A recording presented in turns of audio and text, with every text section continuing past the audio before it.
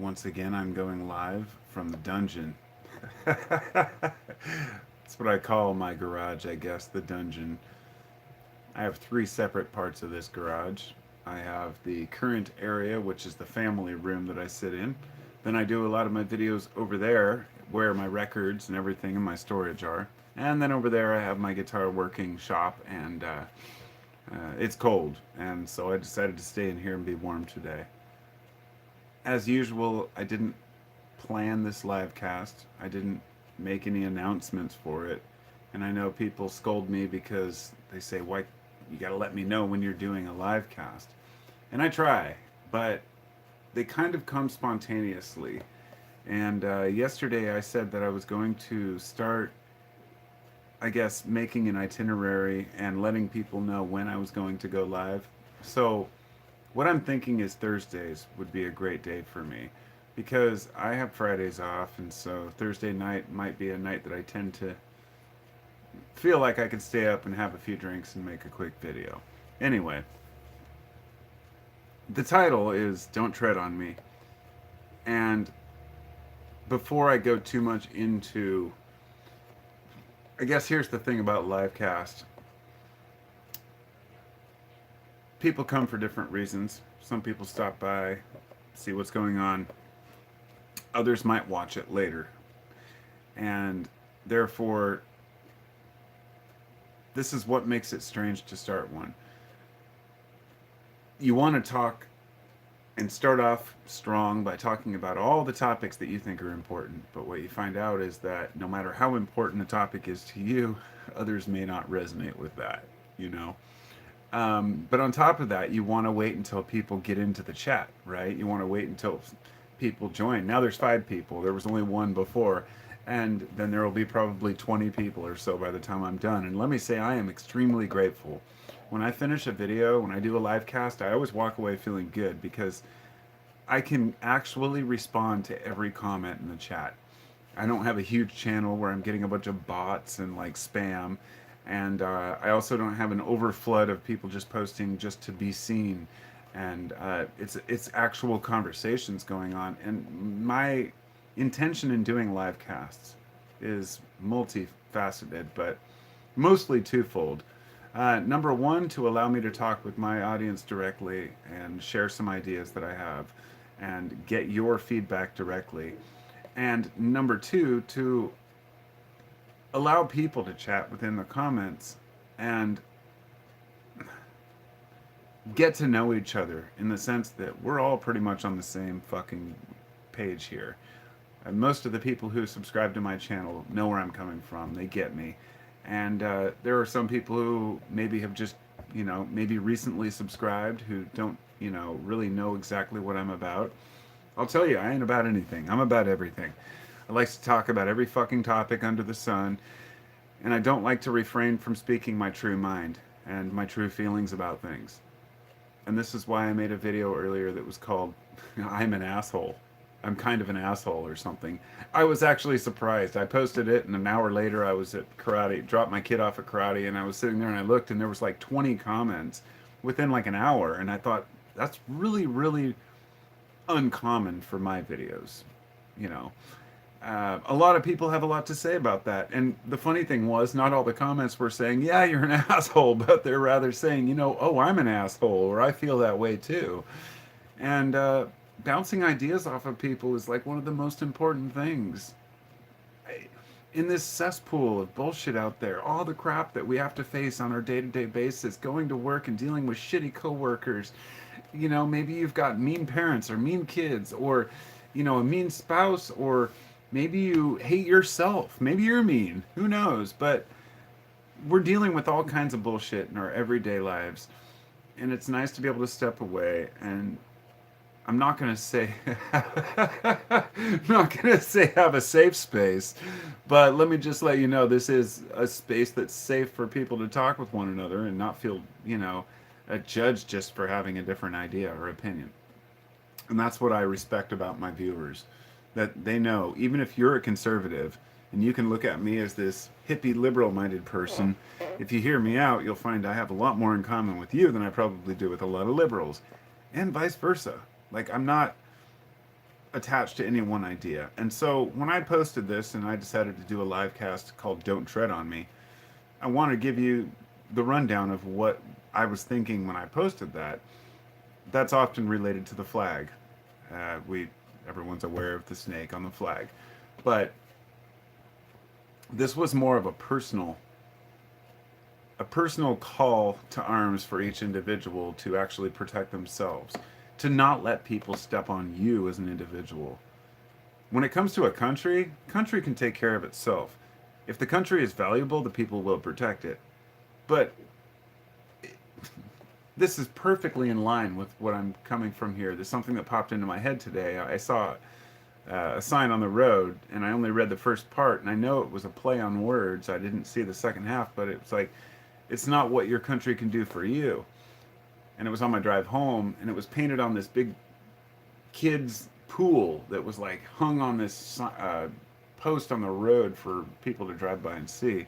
And I thought, it's not what your country can do for you, it's what you can do for your country. And instantly my response was, of course I've always found that ridiculous. It's what you can do for your community. It's what you can do for yourself and for your people, for the people you respect and people you love. It's not about what you can do for, quote, your country.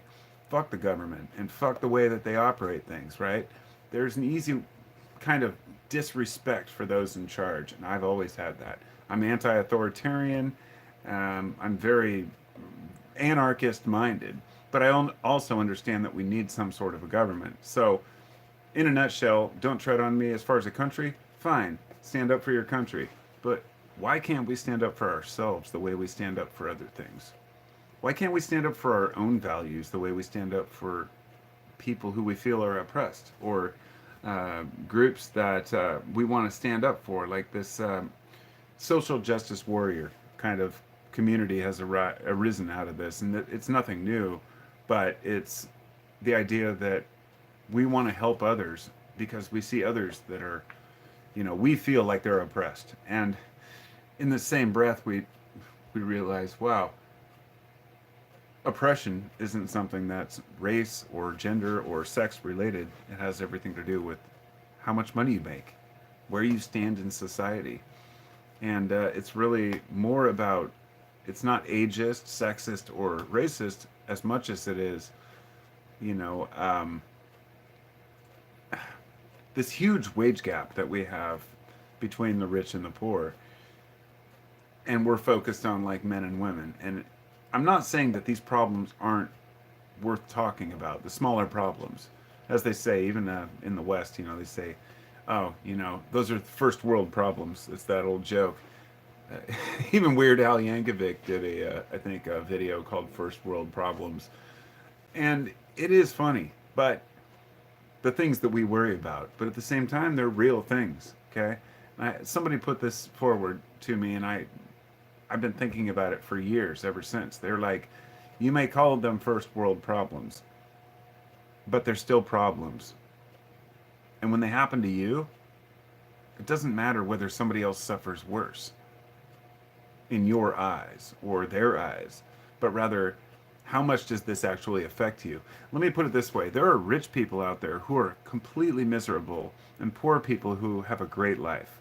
It's not about the money. It's not about your income, but money definitely helps. So, therefore, I'm getting off topic, but I'm always off topic. Don't tread on me in a nutshell means don't let people step on you. Don't let people tell you what's right and what's wrong. And that's a tough one. Don't let people tell you what their values are values that you should share. People should be able to prove to you that what they think is true, or what they believe is the right way to act is the right way to act. And if that's conducive to your lifestyle, if that's something that you can relate to, then you may concede and say, okay, fine, I agree with you. There's nothing more rewarding than having somebody say, hey, this is a better way to live, and having you find out that's actually a better way to live. It's epic. It's awesome. We discover that the things we thought we knew, we were completely ignorant about.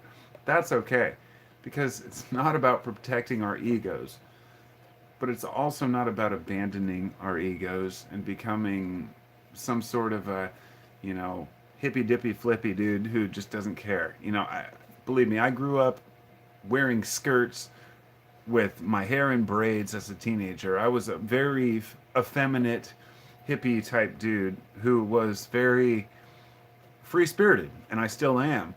But I grew up to the point where I realized, okay, if you want to be respected by certain people, you have to dress a certain way and act a certain way. And I've always been good with people. It wasn't that, but I realized that people are judgmental. People will always be judgmental. People are always looking at others, how they dress, how they act, what they look like. The idea that we can abandon this and move into some utopian society where everyone's the same and we have a homogenized society is total nonsense. I need to slow down. I'm going to read through the comments real quick and respond and say hello to everyone because I haven't done that yet. And I want to say welcome to all of you. And feel free and don't be shy. Ask any questions. Nothing is taboo. Nothing is off the counter. I'll talk about anything YouTube will allow me. So I see Chris was the first one here. Hello, Chris. Good to see you. Hey, Vector. Vector says, I'm so fed up with life right now. Whew. A lot of us are. Well, not life itself, but we can get into that further. Old hat guy, or oh, that guy. My wife made fun of me. She's like, you know that guy you said old hat guy? It's actually oh, that guy. And I remember that now that I see your name. That's why I got to wear my glasses. My glasses. Eric, good to see you, my friend. Rob Stoltz, good to see you. Al Ohm, sooner or later we must realize that we are the arse, the nose, both shadow integration. Yep, we're everything, my friend. Vector says, I used to look forward to so many things, now I completely lost. Pointless it seems right now. All I can say is that we go through times like this, and there's nothing I can say that's going to, I'm not going to tell you to cheer up. I'm not going to tell you to get over it. I'm not going to tell you that things are better tomorrow. I don't know your situation. But I do know that when people tell others that life feels that way, it means that they're hoping for a response that is positive, and that's what I'd like to give. The idea that mental alchemy and understanding how our brains work to an extent, but also understanding, I'm not saying human minds, neurochemistry in general, but rather how your brain works. Figure out your rewards, figure out your shortcomings, your strengths, weaknesses, and expand on the things that benefit you. But ultimately, when people feel lost, sometimes we need somebody to throw us a life preserver. You need another human in your life. You need a person who you can cry on their shoulder or hang on to them, a life preserver. And not somebody that we use as a fucking tissue, because that's important to point out. There are some people who do nothing but complain to other people about everything. But we need somebody who can just listen to us and actually respect us, and I hope you have that. And that's what helps most of us. So, where are we at? Zachary Kovac. I like you, bro. I found you in my Kratom searching days. You're a cool dude. Real recognized real. I appreciate it, brother. Appreciate that. Who else have we got in here? Anybody else? You're a very logical thinker. I try. Emi, okay. I never know how to pronounce certain names. It's Emi. I'll just say Emi. What's up, crew? Good to see you. Chris says, yeah, it's like Josh's son's tricycle. He lost thousands. I lost tens of thousands on property, real estate from theft. Josh, Earl hurt pretty bad. I do not minimize that. I didn't lose thousands. I'm not sure what you mean there, but it was a little trike that somebody stole from my yard the other day. We have people roaming through our neighborhood stealing shit all the time. Yeah, that's why I want a piece of land. I want nothing more than just to buy 10 acres with kind of a fixer-upper house that my family can live in, and a small barn. Like, if there's anybody out there who lives in an area, a kind of somewhat functional area that has, many properties, and you happen to know of a property that has at least 5 to 20 acres, right? That has a small house and it's a little bit isolated but still close enough to town. I mean, it's like, I just want to get the fuck away from the city. It's not, when you live near crime, It builds an idea that crime is everywhere. It builds this idea that people are untrustworthy, and I don't want that. I want my kids to be able to at least spend their teenage years in a small town. People are like, well, why would you want to move them away from their friends and where they grew up? Fuck all that, you know. This society is falling apart right now, and yeah. Anyway, I'm that's what I do. I ramble here, but I just need to get through the rest of the comments. Hello, Stetton. It's good to see you, Stetton Walters. Libertarian capitalist for life. Yeah, well, I'm kind of, I'm a little bit libertarian, a little bit anarchist. I'm not a capitalist, but I believe that capitalism is inherently inevitable. Okay? That we're not going to abandon capitalism just because we want to. So, I guess I don't believe in the illusions that capitalism is what creates and drives innovation, because that's nonsense. Most of the best inventions have been done by people who did it just to do it. But capitalism drives that ability for us to make progress. The problem is that we're progressing towards something we don't even know what it is. We're wasting resources. We're destroying ourselves through capitalism. So I'm not a capitalist. But I understand that you can't be a socialist and you can't be a communist. Any other option than capitalism puts the government in charge, and I don't trust those fuckers. From here to there, I don't trust anybody in the government. I had this debate the other day about Biden and how he's just incompetent, and I think it was, yeah, I was talking with my brother, and he was saying that no, he's all there, is what he said. I remember those words, he's all there. I was just like, what? It's like, okay, then he's playing a dumbass. But like, many different folks have opinions on presidents or politicians. Sure, we're always going to have those, but I just expect them to be somewhat coherent and functional. And we're living in such a joke of a society right now. Moving on my comments. Sorry, I got hung up on libertarianism. Logic, good to see you, my friend. He says, I think it's fine to leave well enough alone and just be fine with our differences. But if people do want a better world, then we have to talk about things. Absolutely, and that's why I'm here. That's what I'm trying to do. It's hard. People don't really want to talk about things. Stetton says, Southwestern Wyoming. Ooh, God, yeah, you know, I'll be honest, that's the one place I don't want to move, but it's just too deserty for me. I mean, I know that there are some nice spots. If I'm going to move somewhere, I want it to be an area with a lot of water. I'm not moving anywhere. I should have made that clear. I'm not moving anywhere south of, like, what is it, the 40th parallel or something. I think I live about it. I think the 45th parallel, which I think goes through somewhere south of here, like maybe I think it's in Salem or something. But anyway, we're pretty damn close to the 45th parallel. We have lots of water, lots of trees, streams out here. I need to live in an area that has trees, rivers, and streams, and but there is something about living out in the desert. I'd love to buy a little bit of land out there. I just don't think I could live there. Just not my thing. I don't know. Daniel says, I live in rural New Mexico. How much cash are you trying to spend on the land? That's a great question. I think New Mexico is actually too far as well. Well, we'd have to sell our own house, but I mean, we're looking to spend a few $100,000. I mean, we don't have the money. It's a matter of trading what we already owe equity on and selling the house we have to move down there. So we don't have actually a lot of we have enough to buy what we need. I mean, but we just have to find the right place. I was looking in Kentucky. I'd honestly love to live in the Pacific Northwest and stay out here somewhere. So that's a little trickier because it's expensive as fuck, dude. Living out here is crazy. To put it plainly, the federal minimum wage is like, what, $7.25 an hour, I think.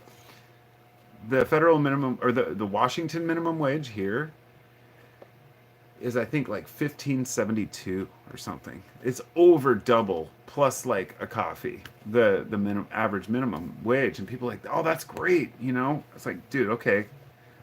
We have a 35% tax on liquor in this state. Like, a bottle that costs $25 in Alabama of like Grey Goose or something, it's like 45 here. It's nuts. Like, everything costs more. Cigarettes are $12 a pack. You can buy them in Tennessee or somewhere down there for probably like half that. So you pay a higher rate to live in a higher economy.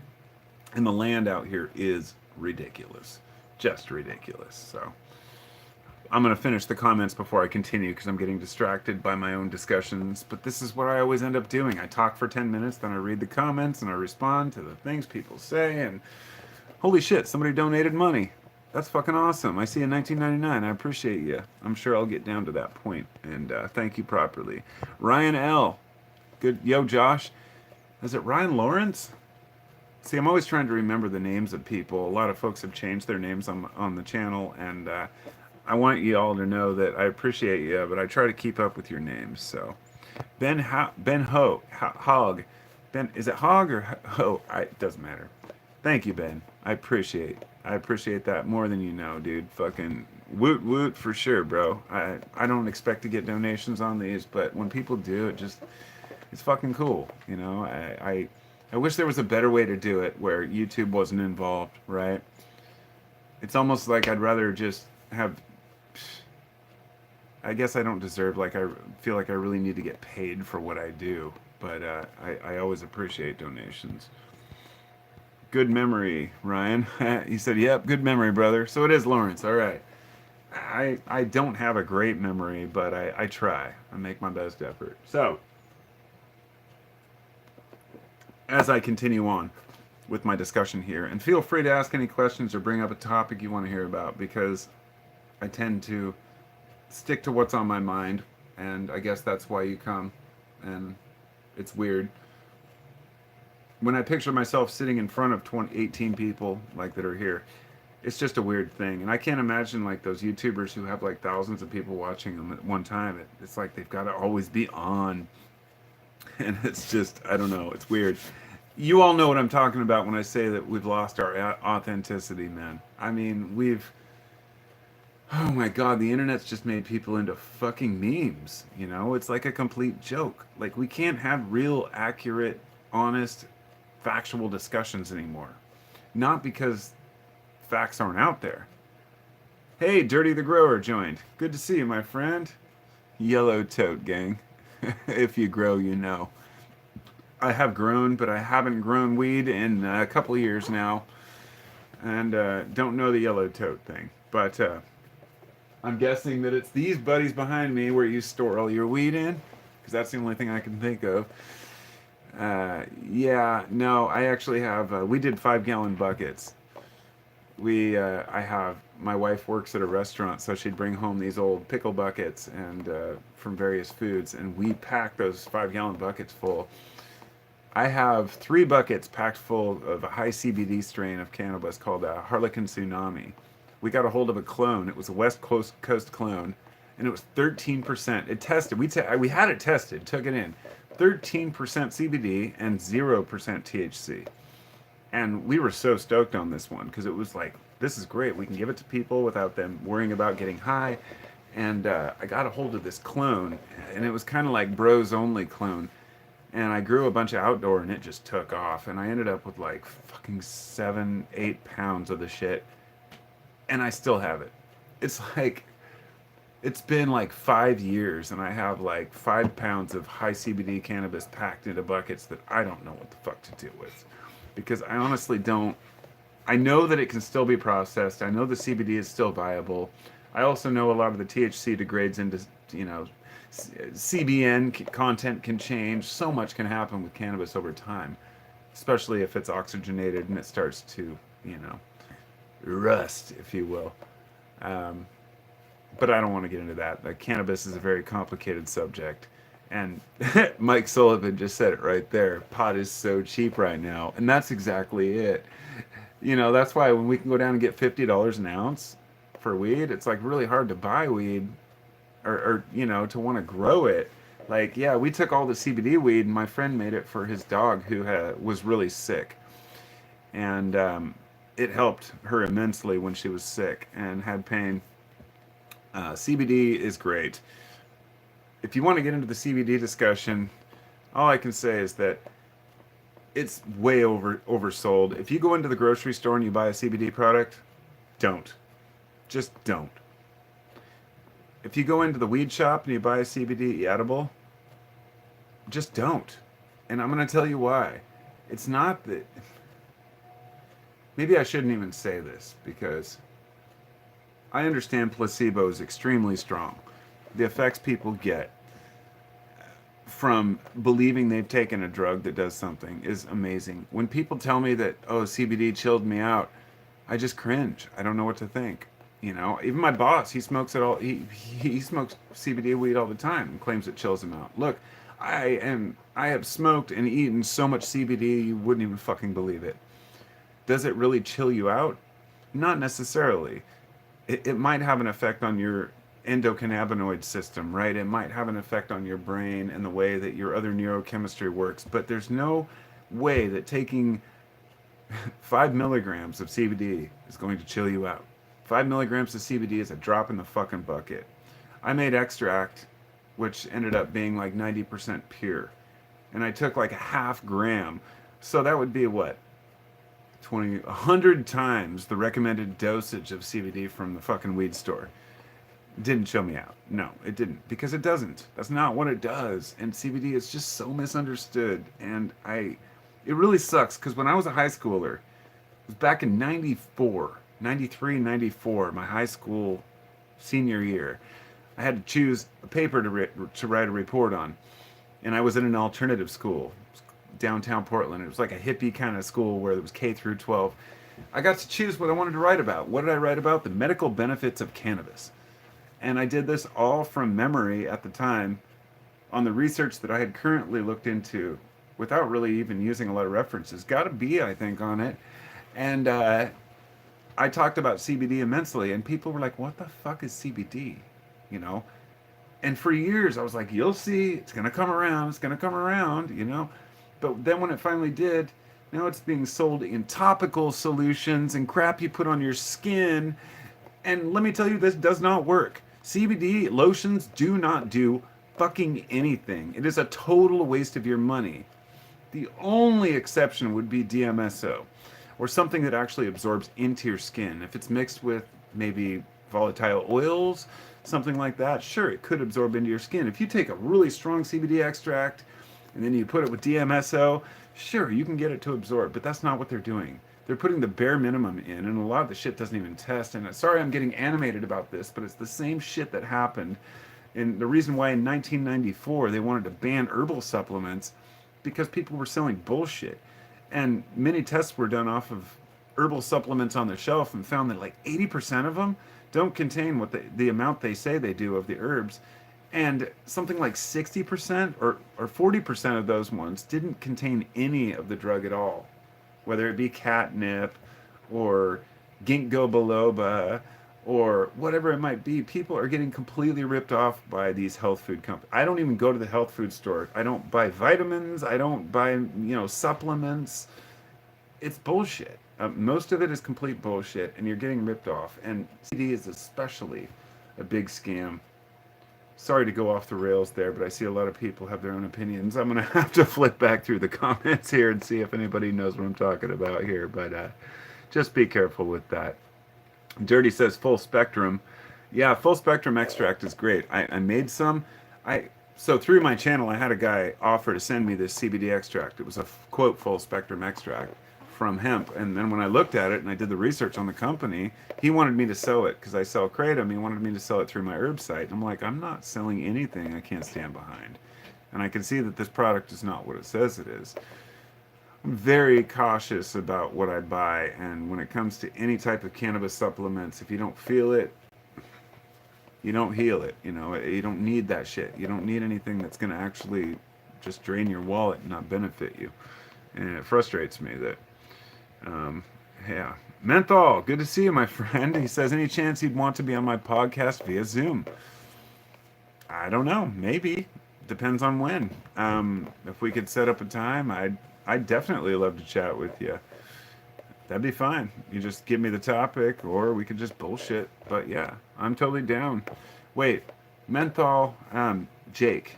Okay, see, like I said, I always try to put screen names to people. If you all don't know, menthol was menthol kratom formerly, and back in 2015-ish, we were talking a lot about kratom, and we were very happy about kratom and loved it very much, and then found out that maybe it's not everything it's cracked up to be, be, on a side note, glad to hear anyone's opinion on how they feel about kratom. That's another discussion altogether. Oh, that guy says Alex Jones is selling full spectrum, half price. I don't believe it. If Alex Jones is selling it, it's probably pure snake oil. Where are we at here? Full spectrum results. THCV is the coffee one. Yeah, I'm sure a lot of people have actually a lot of the good extracts. It's just that I don't want to pay the prices they're charging. Let me put it this way. If you're selling a hemp derived CBD product and you're selling a bottle, let's say 30 milliliters or something, that shouldn't be more than 20 bucks. It really shouldn't. And I've seen them going for $100 or more, and I honestly just don't see the value in it. Mixed feelings on all of that, but that's just me. Psychedelics and consciousness. Humble says, I remember doing an essay like that in high school. The legalization was so overused. I did mine on psychedelics and consciousness. Nice. Yeah, I was a big psychedelics advocate from about 1990 or 91 when somebody introduced me to LSD. And I remember one of my friends got a quarter sheet for his birthday not too long after that of Orange Sunshine from this guy at school that was a grade up from us. We were freshmen. He was a junior, or sophomore. I remember his name was Brian Whitehead. And he was always getting in trouble. And I remember we took these doses, and I took like 2 or 3 of them, and my buddy, he just kept eating them. You know, he was one of those dudes who just couldn't control himself. And we went back to my house that night, and we were hanging out, and he just started tripping out. He's like, something's wrong. I just don't feel right. I'm like, it's cool, dude. You're tripping. Just hang out. Put on some music. We'll chill. No, I got to go home. And he insisted on walking home. And at the time, I lived in Lake Oswego downtown.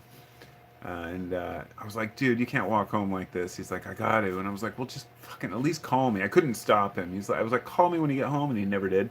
So I'm sitting there waiting. And an hour later, I finally call. And I was like, his mom answers, Judy. And I'm like, hey, Judy, is Mike there? And she goes, I'll never forget it. I'm tripping balls. And she goes, yeah.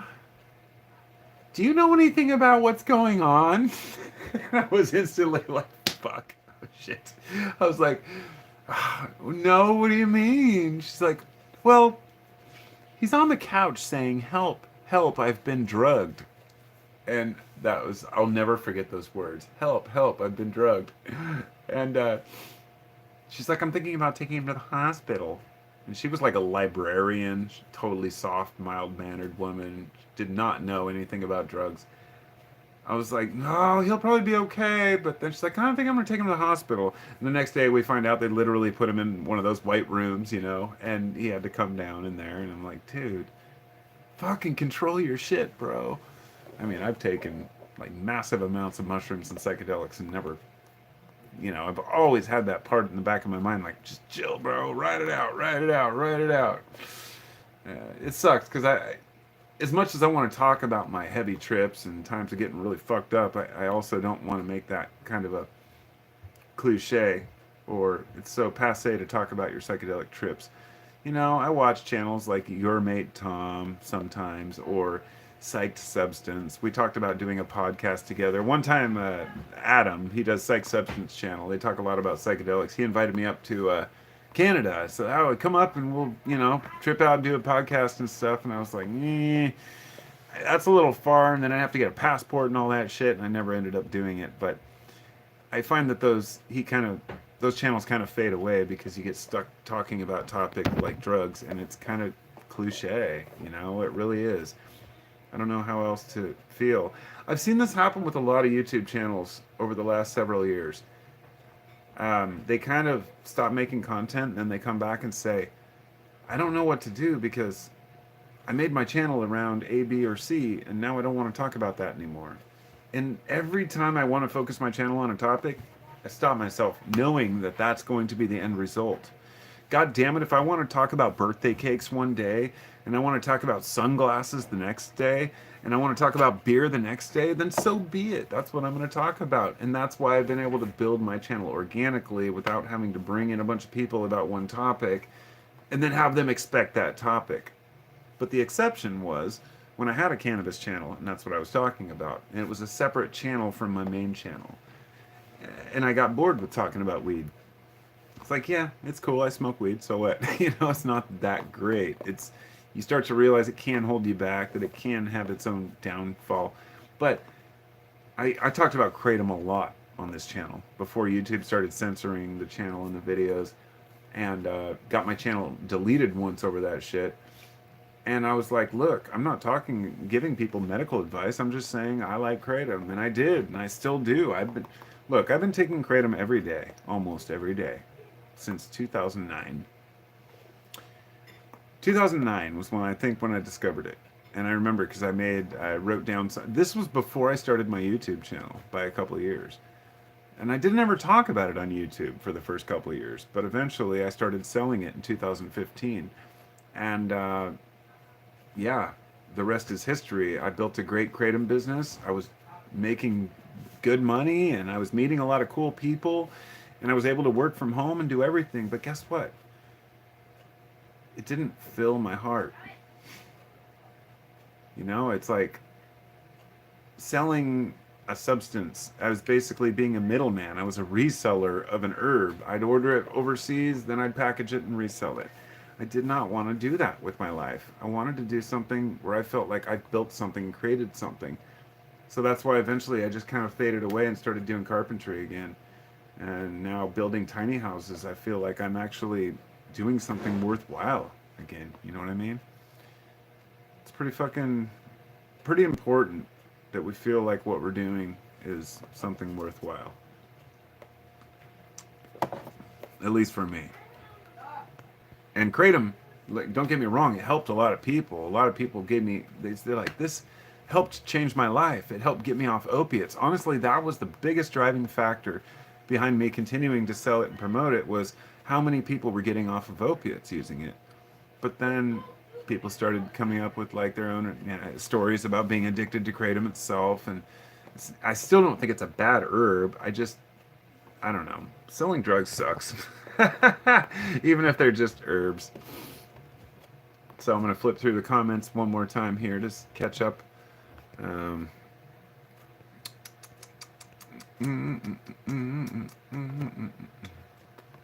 dirty, huge in Thailand. Yep. Kratom hasn't served me personally, but I'm not against it, says Mike. I hear that. Andrew Tate sold me CBD. Just got to join Hustlers University to get the good stuff. Oh, I'm getting another beer for that one. Oh, shit. Fucking Andrew Tate. What a piece of shit.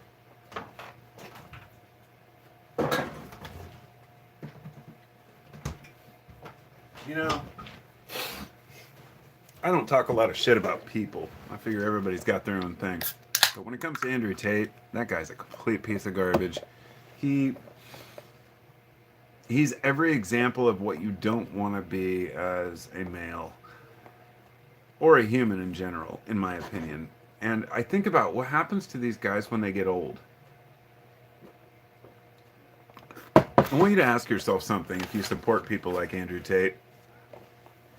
Do you see any elderly people, any respectable elderly people that act that way? This may sound like a weird way to gauge human behavior, but it's something that I often apply to asking myself, is this a good way to live? So, for example, when most people get into their older years, they want to be respectable people, and they've learned a lot in their life. Even though people may just look at them as the elderly folks, these people have lived a long life. They've learned a lot about what's important. You don't see a lot of elderly thieves. They do exist. There are still people who continue to do that shit. There aren't a lot of elderly thieves. There aren't a lot of elderly hustlers or scammers. This is something that younger people do. And it's interesting because I think when you get to a certain point in your life, you realize no matter how much money you can make or how successful you can be, you're screwing yourself if you're screwing other people. That you end up having to eat that later. Regardless, you can make millions of dollars off of other people, selling them a $300 course on how to get rich, doing drop shipping from Amazon, which is basically the shit they do. It's like a big pyramid scheme. But the pyramids, they're always at top and every other level, except these sad young men who go and buy these courses and think that they're going to actually benefit. But anyway, most people get nowhere with it. It's just like people selling you crypto or anything else. There's a lot of scams, and you just find that it's usually, it's not something that you're going to feel good about when you get older. If you screw other people over, you're going to feel bad about it. And if you don't, then you're probably a fucking psychopath or a sociopath. So, yeah, I don't know. Those are just my thoughts on that. I don't like thieves. Thanks, Menthol. You had to bring up Andrew Tate just to rile me up, right?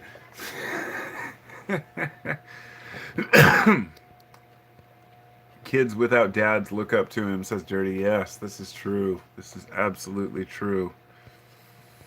Humble says, what I think is happening with Kratom now is everyone is trying to make quick cash and possibly harvesting young leaves. No, you nailed it. This is absolutely what's happening with Kratom. Look, there was a good old day with Kratom, and I want to say this is the other side to it. When I first started buying, I was buying from Herb Research, a guy named Ethan. He's out of Corvallis, just several hours south of here. I've talked to him several times. He's been in the Kratom biz long before other people. He started like 2006 or something, like before I'd even heard of it. Definitely wasn't on the radar.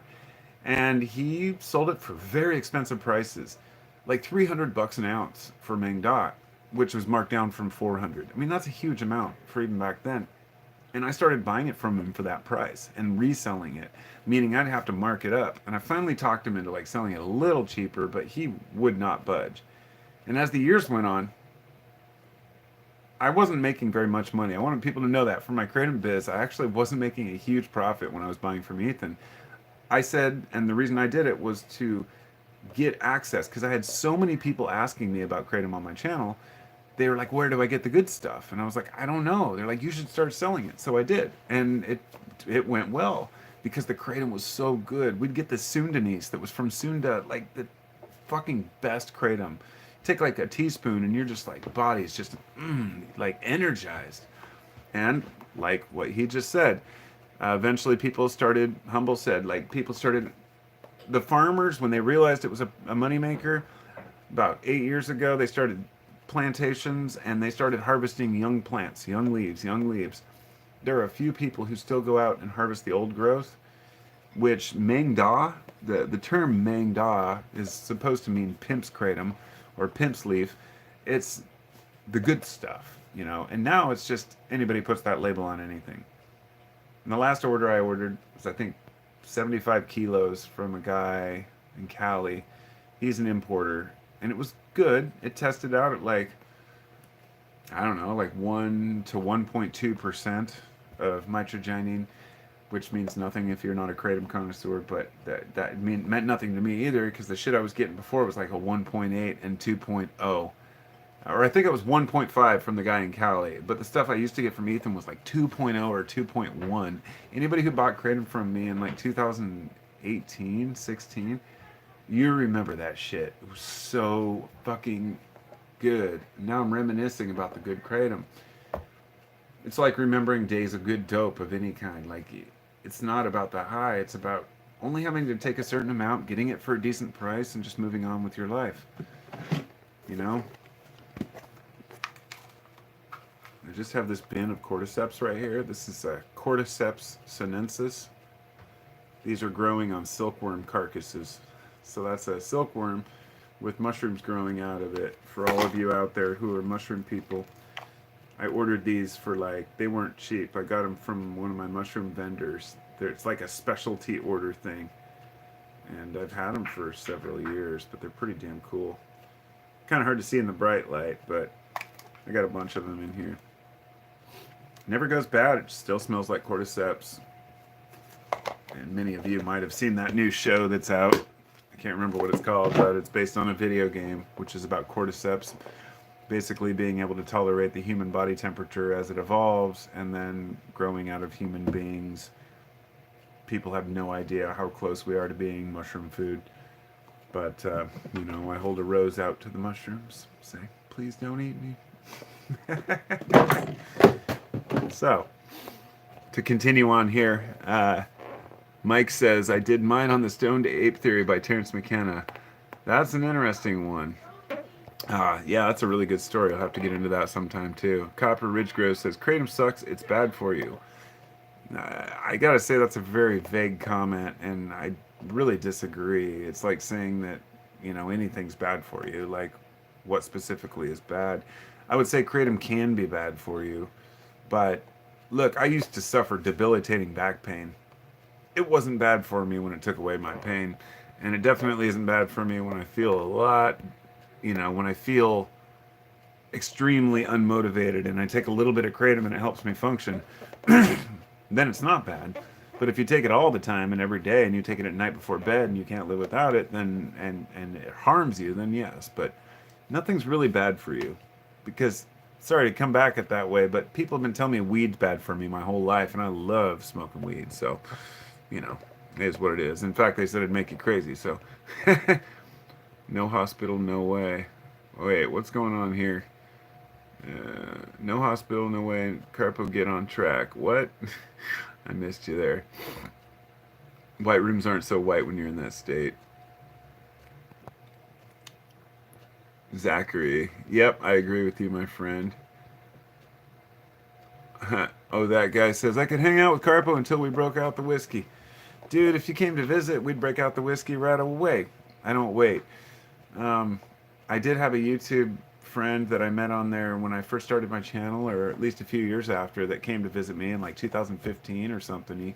This guy named John, who still has a channel. Haven't seen him in a while, but he might be out there. In fact, he's friends with one of my subscribers that goes by screen name Hot Retarded Chicks, which is always great when he drops by and people are like, why do you have such a weird name? You're not a chick.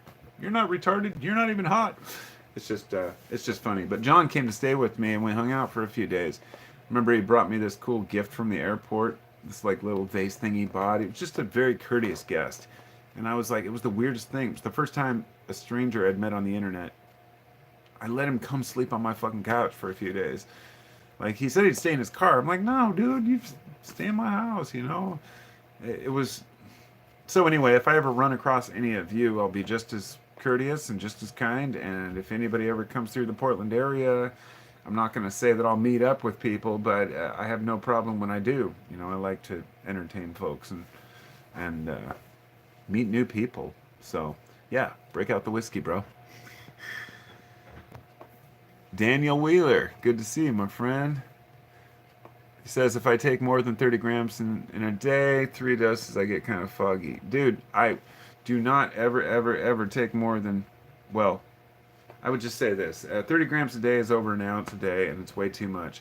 As a person who's been taking kratom for 12 years, maybe 13 years, I've got to the point where I was taking, you know, 3 or 4 tablespoons a day back in the day when it was kind of crappier stuff. But even when it was good or when I was really in pain, it has diminishing returns.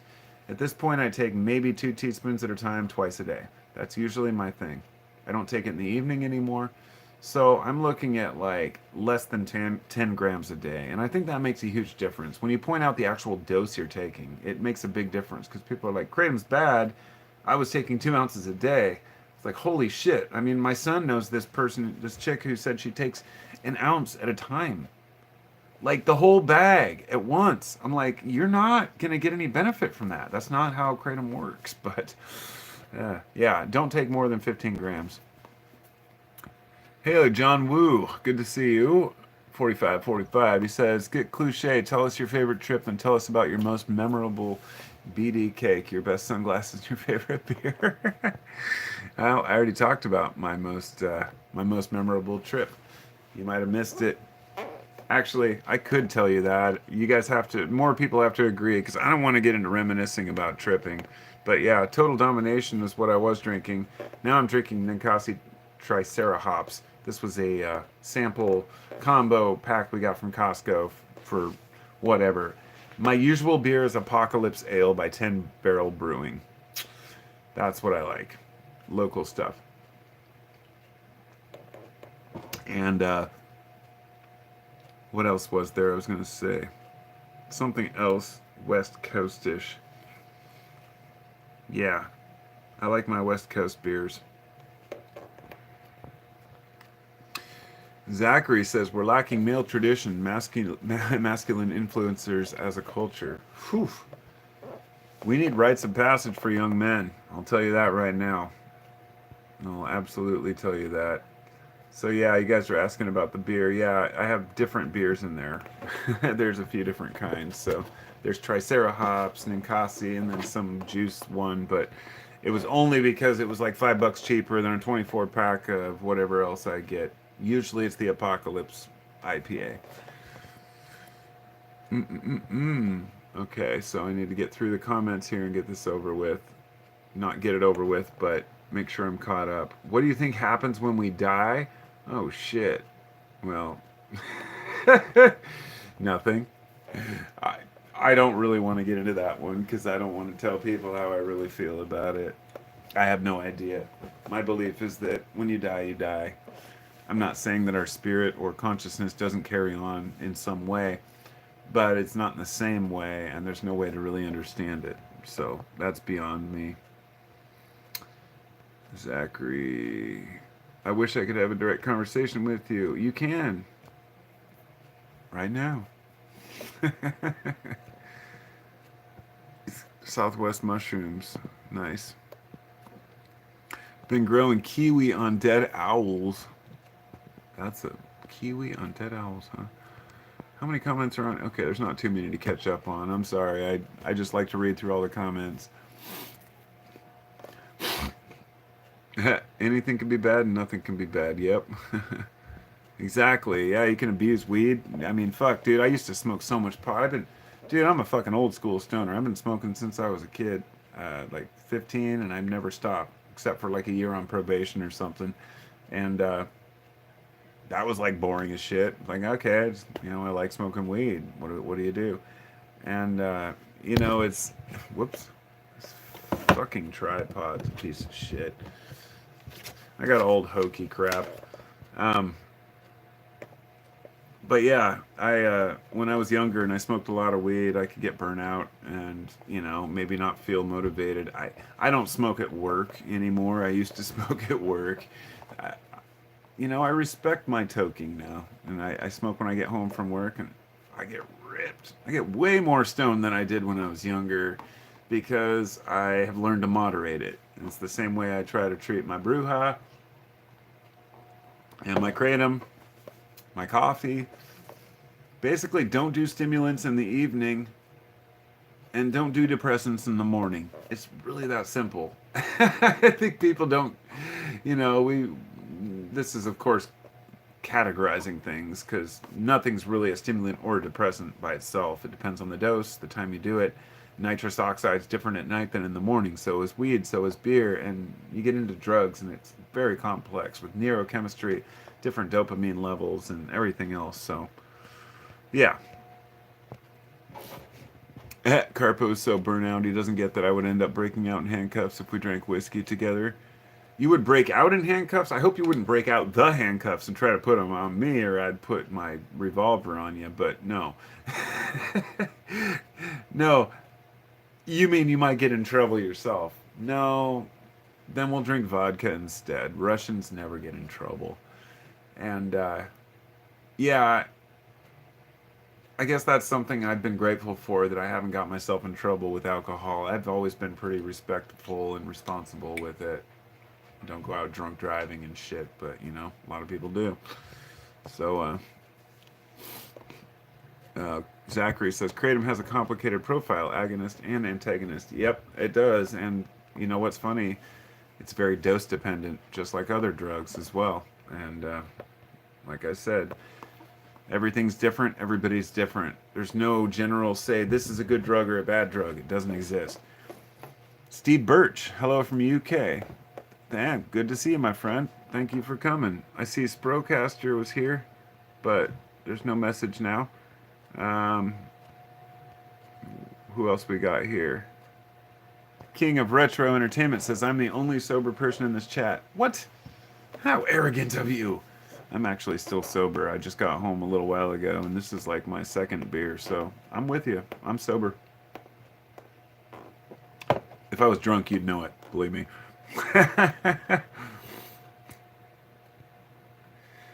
Oh, Jesse says, have you ever thought about writing any books, giving your perspective on philosophy or drugs or anything else? Yes, I have. Thanks for asking. I actually did write a book, and I published it on Amazon way back when I thought that was a good idea. Probably 7 or 8 years ago, and I remember I promoted it on my YouTube channel. I think it has like 3 or 4 views and like 2 reviews on it or something. It's called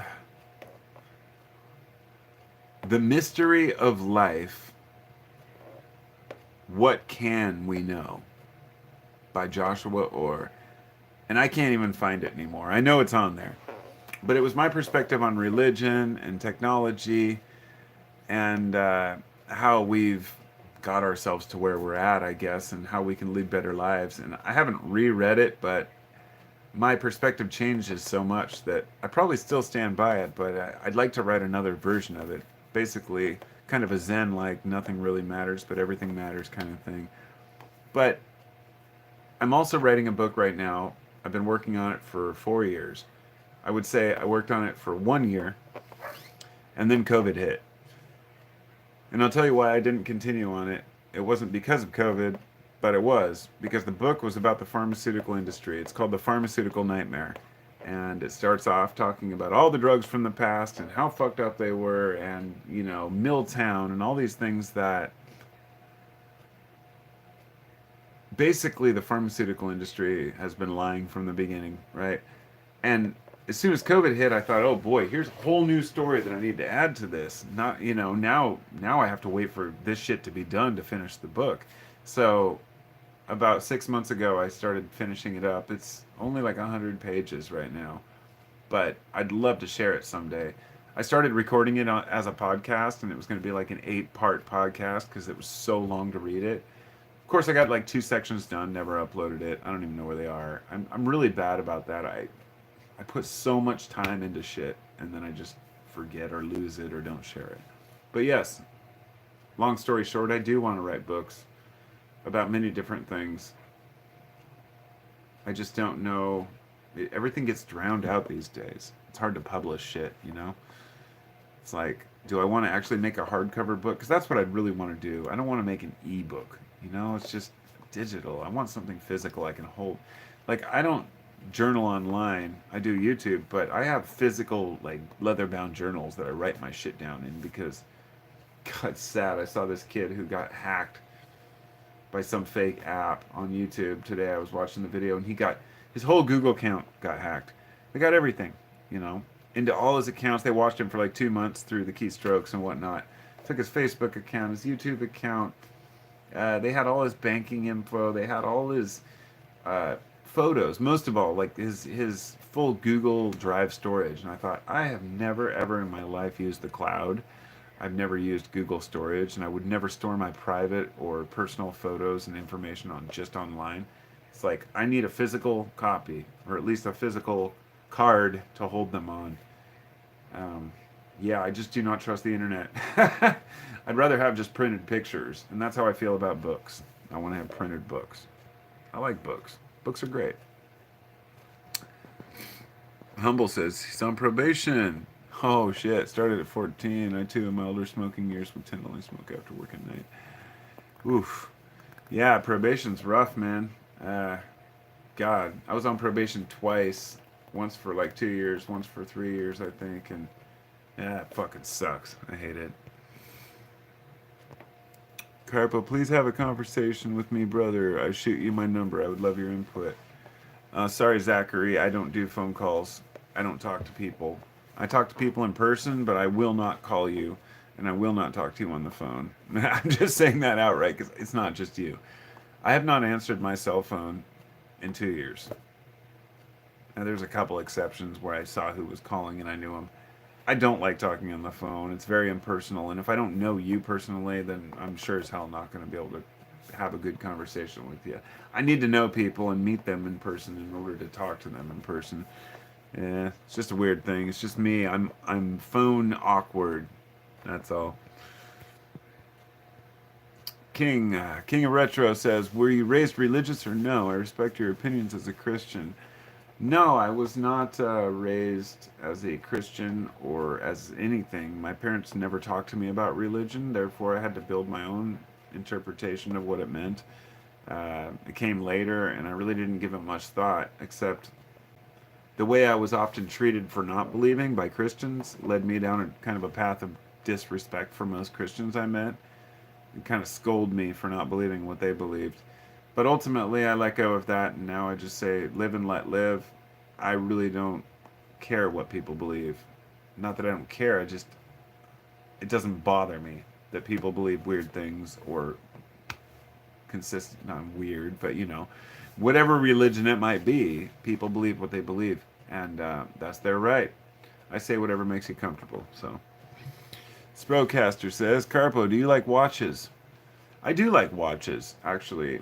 I have like three or four that are all broken, that don't work, or ones I've acquired, but I have never found a watch that I actually, that fits me well and that I like. They're always either too cheap or too bulky. I don't know. I've thought about maybe getting a watch again, but yeah, I like a good. I'd love to get a good watch. I had one and it kind of stopped. I don't know what the hell happened to it. Maybe somebody stole it. Who fucking knows? My dad had a nice watch. I think somebody stole it from my house when I was a kid. But anyway, yeah, I like watches. They're cool. I like that old school. I'm gonna flip through the rest of this. He says, "Have you heard of Tyson James or Bryson Gray?" No, I have not. Pharmaceutical thugs breaking the two rules. DUI and police evasion. Uh-oh. It's okay, we love you anyways. Carpo Larpo. Still flipping through the comments. All right, Vic Dick. Last comment. With the major distrust in pharmaceutical companies currently, if you hustle, you may end up with a bestseller, or you may fall down a flight of stairs a couple of times.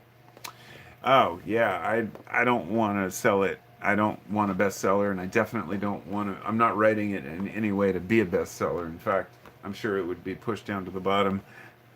That's just how it works. I'm writing it for the benefit of the people who really want to read it, but my consideration was actually to turn it into something else. Uh, Maybe turn it into, because I know a lot of people don't really want to read books these days. So I was thinking about just reading it out loud as a podcast, but maybe do it as like maybe on a donation basis or something like that. You know what I'm saying? I don't know. Yeah. Who are we talking about here? Somebody said, long-haired espresso drinking conservative.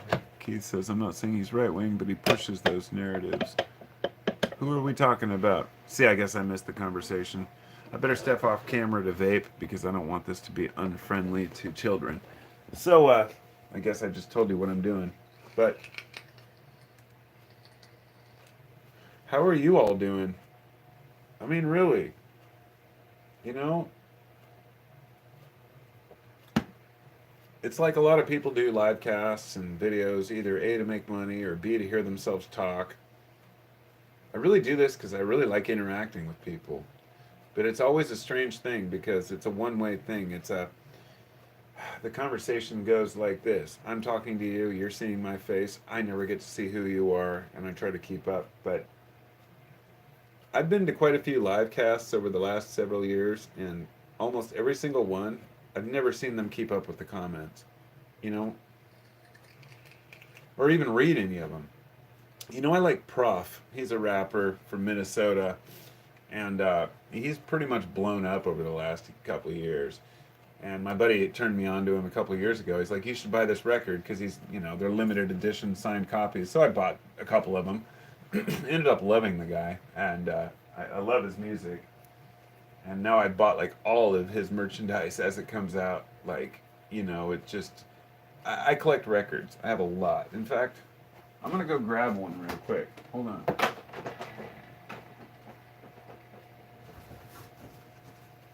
I have a few of them somewhere here.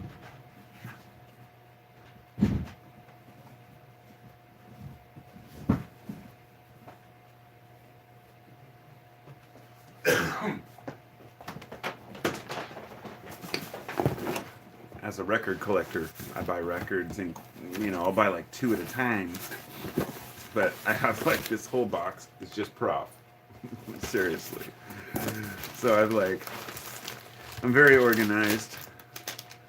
He's got this Pookie thing. It says, Pookie baby loves you, is what it says. And actually, my wife and I went to see him last summer and got VIP tickets to go see the early entry. But every order I've made, they come with stickers, postcards, and every different. This is a CD that they just threw in when I ordered a couple records for free. It's like $100 probably or some shit. It's not about the money, but it is, because there's something to be said about collecting things. When I buy records, I buy 2 so I can sell one. That's the intention, okay? Because I want to pay myself back. This was a limited edition re-release of his first CD with Powder Horn Sweets, freaking sunflower seeds. I thought that was pretty cool. Kaiser von Powderhorn, sorry. And this is it's one of the greatest albums, Gompo. King Gompo. He's sitting there eating in his bathtub, eating some spaghetti. And, oh boy. Whole certificate of authenticity and all that shit. I don't remember if it's on colored vinyl, but this guy's just got such a fucking great attitude. He's just the funniest guy. And if you ever see him play live, he's just great. So yeah, these are, I guess, clear blue vinyls. I don't know, there's something about collecting records. It's really come back into style, but I started collecting records around 2000. So no, I should say I got a double turntable and started doing DJing work in 2000, long before records came back into style. But then in, I don't know, around 2010 or something, records they went off the fucking hook. Like, people started ordering records like crazy. And I started my Discogs channel. Discogs is a place to sell records, and I sold that would allow me, like, I ordered some Ween and Pink Floyd, other different new box sets that come out, and then you can just sell one of them a year later and make your money back plus some and be set. It's, I don't know, I love collecting records. If there's any one thing that I think is valuable in this world, music wise, CDs and MP3s just don't do it. And I guess the reason I'm pointing that out is because I like tangible assets. It's the same reason I buy silver instead of Bitcoin. It may go up and down, but at least I have something to show for it. So, yeah, investing in records is fun. I don't know how I got into that. I should get into my records one day and just do a whole live cast of just going through all my records. But in order to do that, I would have to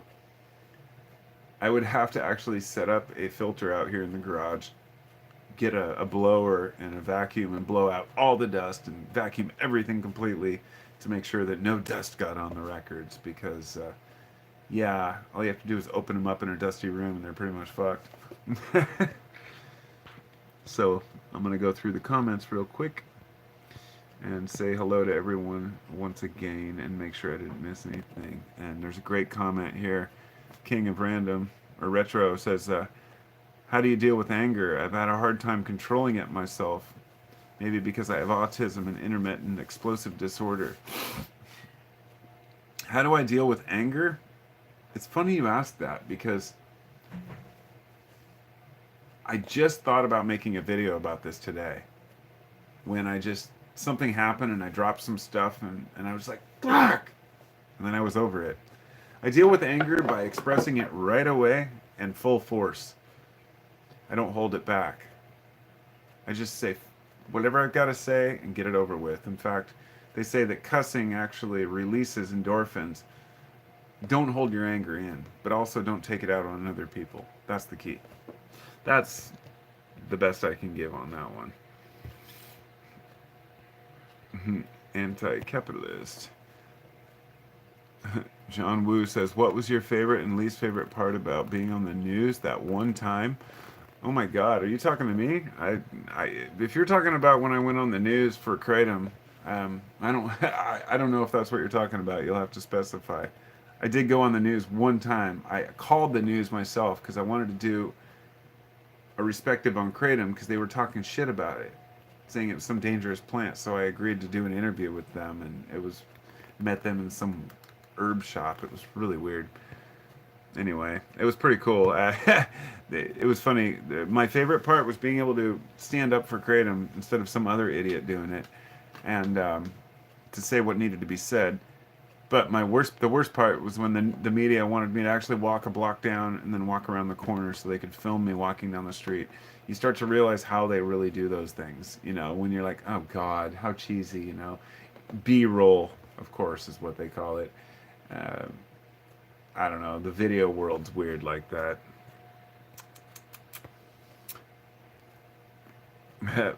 Ryan says he's been on formal probation 12 years ago. Yeah, it does suck. It really does suck. Being on probation is the worst because you have to. I had to call in every morning, and if my color came up, which was orange, which is my favorite color, and they kind of ruined it, you have to go up and piss in a cup before I can go to work. So I'd every morning have to call. If my color came up, gotta pee in a cup. Just fucking bullshit. Just really bullshit.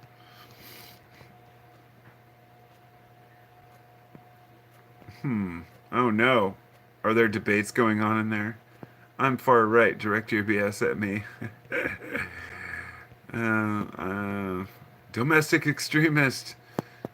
I'm glad for you. I think is monarchy fascism is great. There is no monarchy in fascism. There's only fascists and monarchists and monarch butterflies. It's funny because I would tell people I'm fucking right wing too, just to fuck with them, but I'm not. I'm actually somewhere in the middle, and I support a lot of conservative values, and I really don't agree with the left today. What considers itself the liberal left, I think, has lost its fucking mind, but that just puts them right up there with the people on the right. Both sides are lunatics. I don't know. Taking sides is so passe. It's just something we need to overcome. I don't know. Tombstone, good to see you, friend. Says I've noticed some home builders like you have been using only biological materials to build. Wax lyrical on this idea. Biological materials to build? You mean as in not using any plastic or what? What are you talking about? I'm confused. Biological as in just wood and stuff? I mean, we use metal. Metal's important. We use metal on our roofs, and I can't use biological nails. So, um, yeah, I don't think I don't think I could get away with using bone nails. But maybe I'm misunderstanding what that means. Humble says, I got a whole box of CDs still. Actually, I had my friend said he was going to give me all his CDs and DVDs because he didn't want them anymore. And I always tell people, give me your old CDs and DVDs because one day you'll want them. Logic says, Carpo, how do you stay so thin and healthy? I am not healthy, my friend. Well, I'm healthy in my mind, but I'm thin because I'm just a light eater. I don't eat a lot. I've never really been. I'm not a foodie. I'm not that interested in eating. It's not my thing. I don't. I eat because I have to, and that's weird. I know a lot of people love to eat, and I just I have other addictions, I guess. But no, I mean I eat decent when I do eat. The thing is, I don't eat a lot, but when I do eat, I try to eat things that are healthy. I try to limit my fast food intake. I try to limit my, junk food. Um, but I feel a lot healthier now than I did like last year because I've been actually doing labor now, lifting and working in construction again. It's kind of like getting a workout. It's like part of the reason why I got back into it was to stay in shape. Hanging from fucking rafters and jumping around on ladders and shit. It just kind of works every muscle in your body. Um, but I think that mental health is the most important. Keeping yourself mentally healthy, turning off the news, not buying into the arguments and politics and bullshit. I'm the most unhealthy when I'm arguing with people about stupid shit, right? That's when I feel the crappiest. like somebody trolls me or sends me a text or a message that, you know, and I respond to it, and then they call me an asshole or disagree with it, and then I buy into it and go back and forth, and I'm like, what are you doing? Don't even do it. Doesn't matter who it is, family, friends, it's just not worth it. So mental health leads to physical health, I think, in a lot of ways. A dodo bird. What's a dodo bird? I've never seen a dodo bird. Dodo birds are extinct, my friend. Where? How many comments we got here? All right, here we go. Bone nails. Okay, Tombstone says biological materials, carbon fiber, high strength glues, animal fecal matter, hemp straw, stone. Just flesh out. I think medieval Egyptian. I'll be honest. When it comes to building, I will use whichever material is accessible to me, and I consider plastic a biological material. It's a carbon-based material, right? So therefore, would plastic be included in that? I'd be curious to hear your thoughts on that one. Eating is tiring, says Humble. Get tired of figuring out what the fuck to eat every day. I have one meal a day. Yeah, I'm with you, my friend. I usually have two. I have to have lunch. I'll make myself a turkey sandwich and I'll take it to work. Have like a protein shake, instant breakfast, or some shit.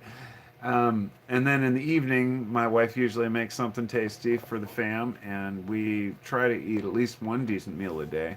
If I don't eat at least one good meal a day, I usually don't feel totally, up to par. But when I wake up in the morning, I feel rested. I feel good.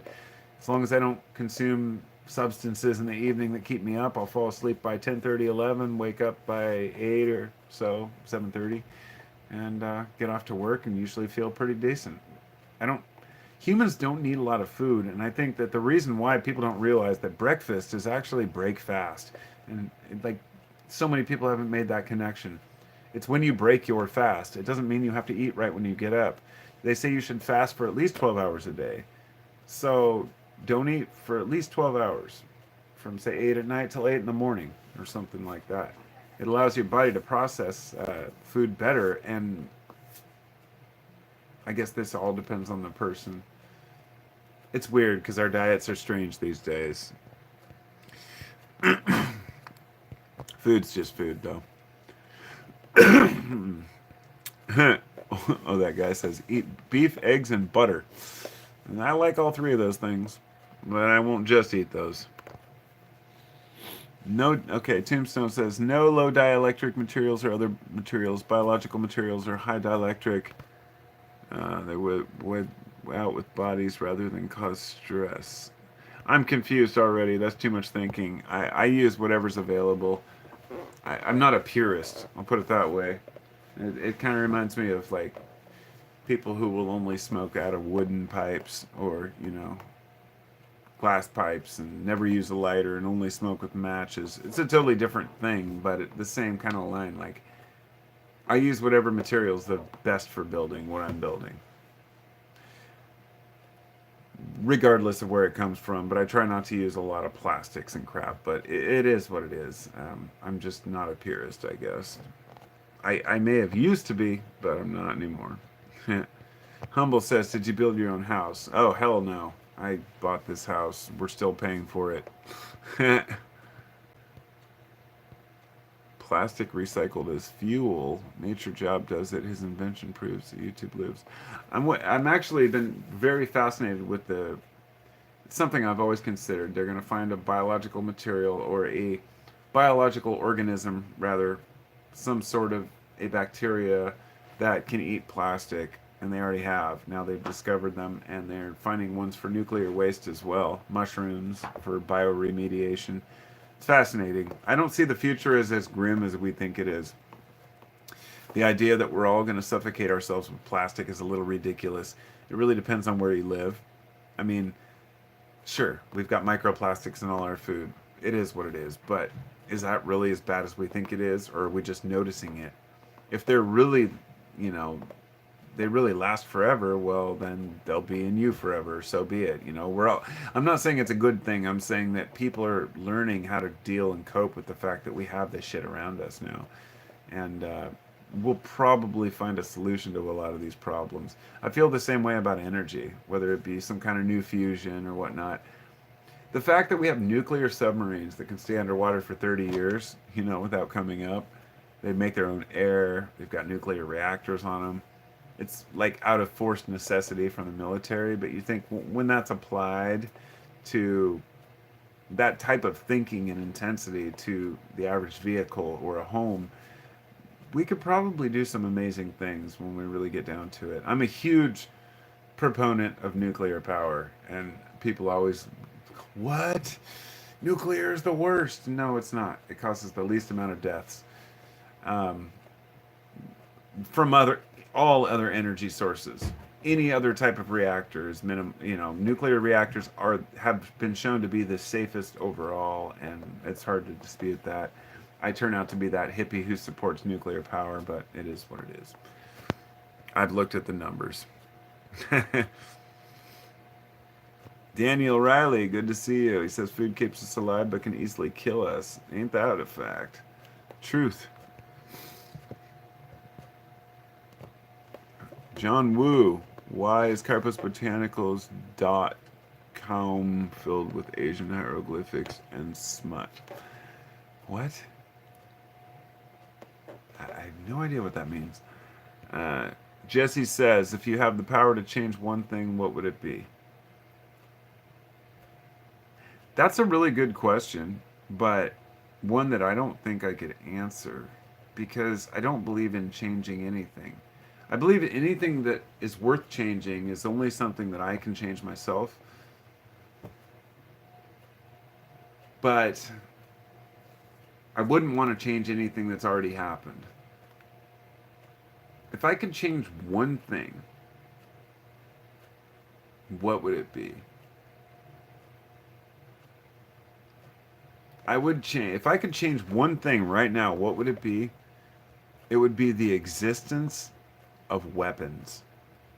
That's the best I can come with off the top of my head. And what I mean by that is the existence of weapons is what I would change, meaning all weapons would disappear overnight. Because that's the only thing I can think of that would not harm anyone in particular, but would rather probably keep people from harming others. I'm saying I'm not a person who says I believe in gun control or we need to do this or that with certain weapons, but rather if I had that choice, I would make every single weapon disappear overnight. Every sword, every gun. I'm talking about just ones that are intended to kill, right? Um, I know folks would say, well, that would be horrible. You'd take away people's hunting rifles. People can make more. I would just say that would be my choice. For one moment, just take away every weapon ever made, every tank, every nuke, and just see what happens.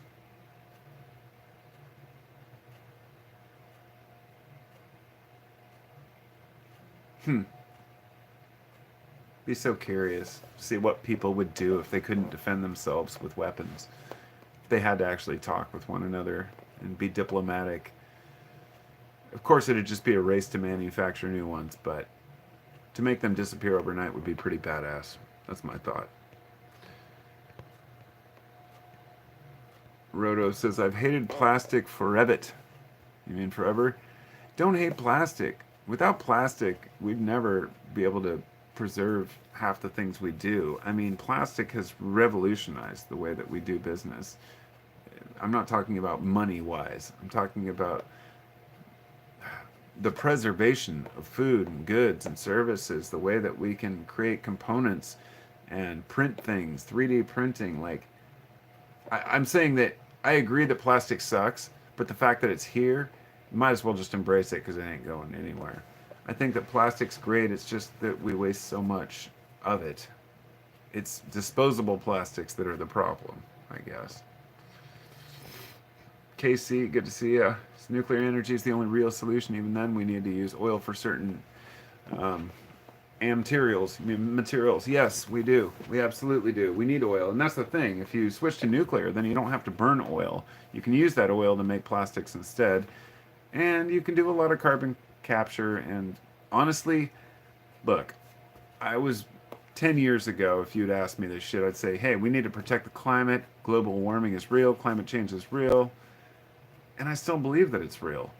But I don't believe that humans are really making as much of a difference in the long run as we think we are. We can measure the CO2 humans have put into the atmosphere, yes. And we can even identify and fingerprint that CO2 and say this is caused only by human activity, yes. But did you know when, like, Timbur, what was it? Tambo, or whatever that volcano was that erupted, or Hukua, or damn it, I can't remember now. Hunga, or Tonga volcano erupted. It cooled the earth for like like a week, and like a couple of degrees in the area, and it circled the earth like 3 times. That cloud, there was like, that wasn't even a big eruption. One volcanic eruption, one large eruption could completely negate everything we've done. If you look at what happened, I think, what, 1801 was it, I can't remember, I always get the volcanoes mixed up. We had a small winter in the 1500s and another one, I think, in the 1200s, and all through history, major volcanic events and upheavals and solar activity have caused earth changes that will pale in comparison to what we put, totally dwarf what humans have done. And I feel like in a million years from now, every trace of us is going to be wiped out, and the next creature will evolve, and that we really put ourselves down too much about what we do. That we feel actual guilt for being a human. People feel guilt for using a plastic. They have to recycle their milk jugs, not realizing that milk jug goes straight from the recycling into the fucking dumpster and right into the garbage now because China stopped taking recycling. So they send it to Malaysia, they send it to Laos, wherever it might be, and it's just sad. Yeah, the world's full of all these problems, but you've got to live your life too. You've got to be able to utilize these things and live your life. I know that people want to make a difference by recycling and making big changes and not flying on jets, right? But it's like the biggest irony is, like, people who fly to these climate conferences on private jets. They spend, like, these jets put out more fucking pollution in one trip than a car through its entire life. And how we are made to be the ones who should feel guilty about damaging the climate. It's fucked up. It's corporations that are the problem, and the fact that they lobby and allow themselves to do whatever they want, not wanting to spend a couple million out of billions to make carbon capture devices and to make things a little bit cleaner, a little bit better. It's kind of a big ongoing joke, I guess. Sorry, I went off on that one, but yeah, like what Tombstone just said, 100% biological house is a concept I see many well-being benefits compared to thousands of years ago. I think the idea of it is great, but when using biological products does not mean that it's cleaner or better for the environment. The way certain trees are processed, the way certain resources. Let me give you the example of the electric car. If the entire world were tomorrow able to switch to Teslas, do you think that that would improve the environment? And most people who have done the research know that this actually would horribly damage the environment. It would horribly damage human beings. That the amount of lithium alone needed to make all the batteries for everyone to drive an electric car do not exist on Earth. Apparently, from what I've read, I mean, I don't know this for a fact, but here's what I've read is that there is not enough lithium on Earth that can be mined to keep up with the demand if everyone had an electric car. But not only that, but if everyone in California had an electric car and plugged into the grid every night, they would have to multiply their grid by up to 6 times. 6 times in certain areas. More power going to the grid to make sure that all the cars can be charged. Then you have to worry about manufacturing of the batteries themselves, the toxins that are produced.